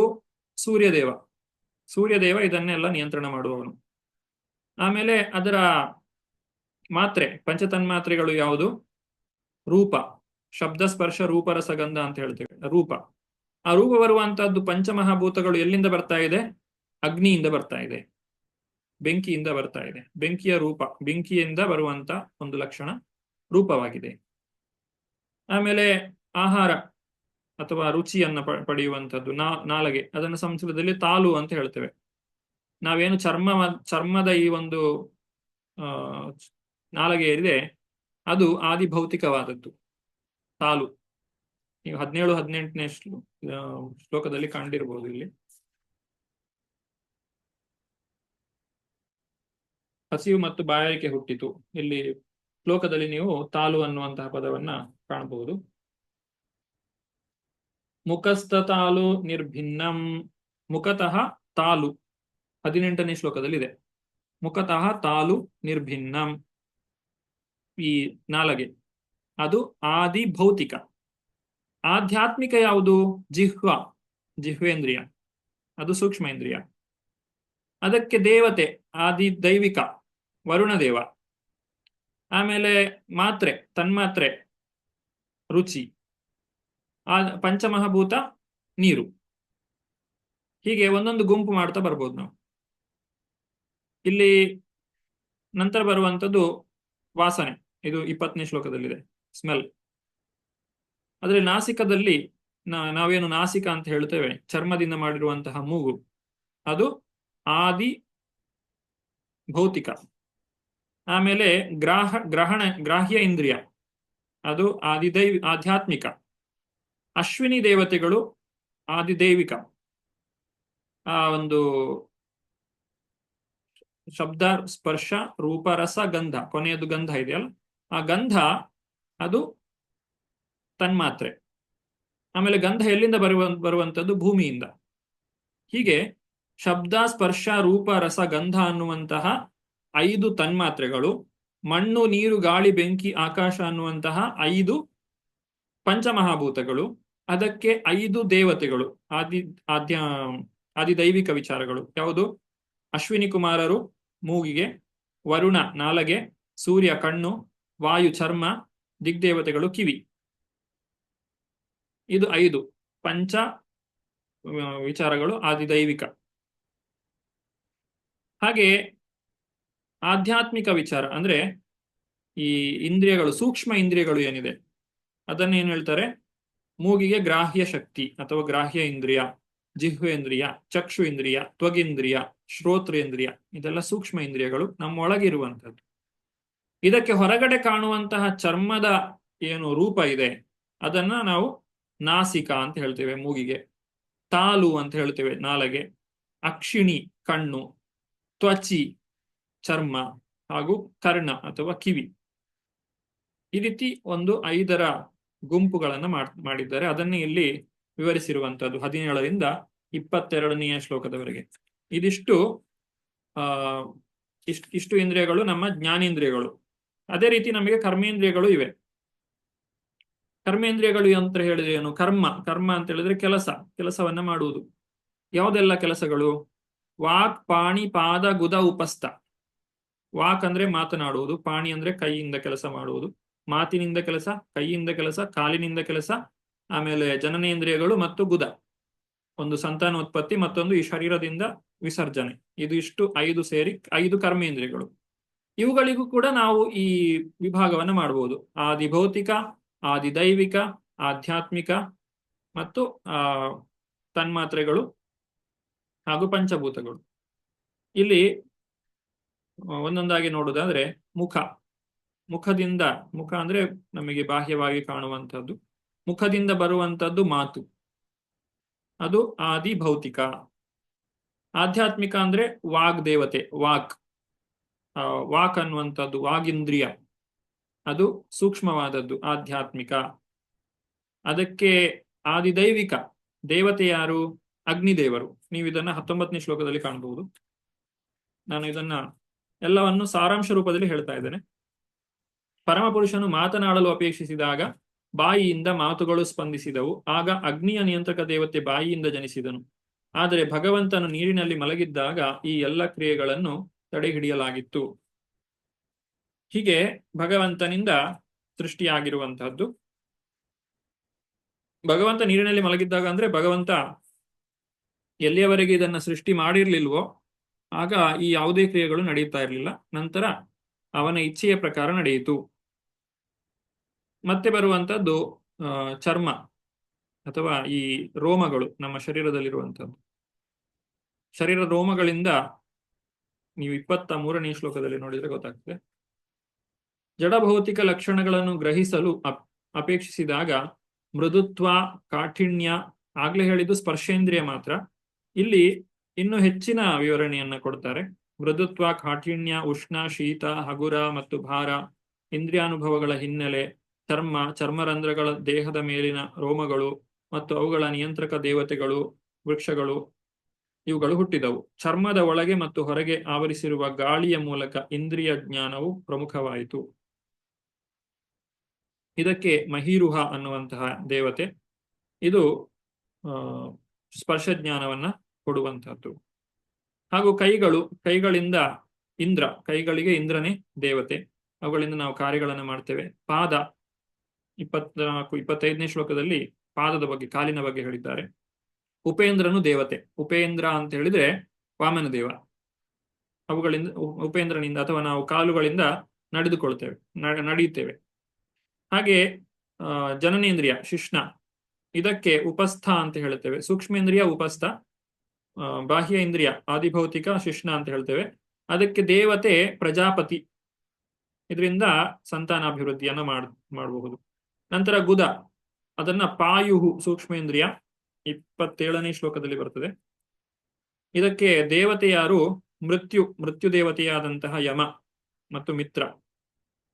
ಹಾಗೂ ನಾಭಿಯಿಂದ ಜನನವನ್ನ ಪಡೆಯುತ್ತೇವೆ. ಅದಕ್ಕೆ ಸೂಕ್ಷ್ಮೇಂದ್ರಿಯ ಅಪಾನ ಪ್ರಾಣವಾಯುಗಳು ಆಗಿವೆ. ಇದಕ್ಕೆ ದೇವತೆ ಮೃತ್ಯು ದೇವತೆ. ಹಾಗೂ ಇದು ಸಾವನ್ನ ತಂದುಕೊಡುವಂತಹದ್ದು. ಹಾಗೆಯೇ ಇದು 28ನೇ ಶ್ಲೋಕದಲ್ಲಿದೆ. ಅನಂತರ ದೇವೋತ್ತಮ ಪರಮಪುರುಷನು ಆಹಾರದ ತಿರಸ್ಕೃತ ಭಾಗವನ್ನು ವಿಸರ್ಜಿಸಲು ಅಪೇಕ್ಷಿಸಿದಾಗ ವಿಸರ್ಜನಾ ರಂಧ್ರವಾದ ಗುದವು ಮತ್ತು ಗುದೇಂದ್ರಿಯವು ನಿಯಂತ್ರಕ ದೇವತೆ ಮಿತ್ರನೊಂದಿಗೆ ಹುಟ್ಟಿದವು. ಗುದೇಂದ್ರಿಯ ಮತ್ತು ವಿಸರ್ಜಿತ ವಸ್ತುಗಳೆರಡು ನಿಯಂತ್ರಕ ದೇವತೆಯ ಆಶ್ರಯದಲ್ಲಿದೆ. ಇದು 27. 28. ಆಮೇಲೆ ಅವನು ಒಂದು ಶರೀರದಿಂದ ಮತ್ತೊಂದಕ್ಕೆ ಚಲಿಸಲು ಬಯಸಿದಾಗ ನಾಭಿ, ಉತ್ಕ್ರಮಣ ವಾಯು ಮತ್ತು ಮೃತ್ಯು ಒಟ್ಟಾಗಿ ಸೃಷ್ಟಿಯಾದವು. ನಾಭಿಯು ಮೃತ್ಯು ಮತ್ತು ವಿಭಜಿಸುವ ಶಕ್ತಿಗಳೆರಡಕ್ಕೂ ಆಶ್ರಯ ಸ್ಥಾನವಾಗಿದೆ. ನಾಭಿಯಿಂದ ಒಂದು ಶರೀರ ಮತ್ತೆ ಇನ್ನೊಂದು ಶರೀರವನ್ನ ನಾವು ಪಡೆಯುತ್ತೇವೆ. ಒಂದು ಶರೀರ ನಾಶವಾದ ಮೇಲೆ ಇನ್ನೊಂದು ಶರೀರವನ್ನು ನಾವು ಪಡೆಯುವಂತಹ ಒಂದು ಕಾರ್ಯ ಏನಿದೆ, ಆ ಸಾವನ್ನ ಈ ನಾಭಿಯಿಂದ ನಾವು ಪಡೀಲಿಕ್ಕೆ ಸಾಧ್ಯವಾಗ್ತದೆ. ಹಾಗೆ 29ನೆಯ ಶ್ಲೋಕದಲ್ಲಿ ಆಹಾರದ ಬಗ್ಗೆ, ಈ ಹೊಟ್ಟೆಯು ನಮ್ಮ ಜೀರ್ಣಾಂಗವನ್ನ ನೋಡ್ಕೊಳ್ಳುವಂಥದ್ದು, ಜೀರ್ಣವಾಗುವಂತಹ ವಿಚಾರ.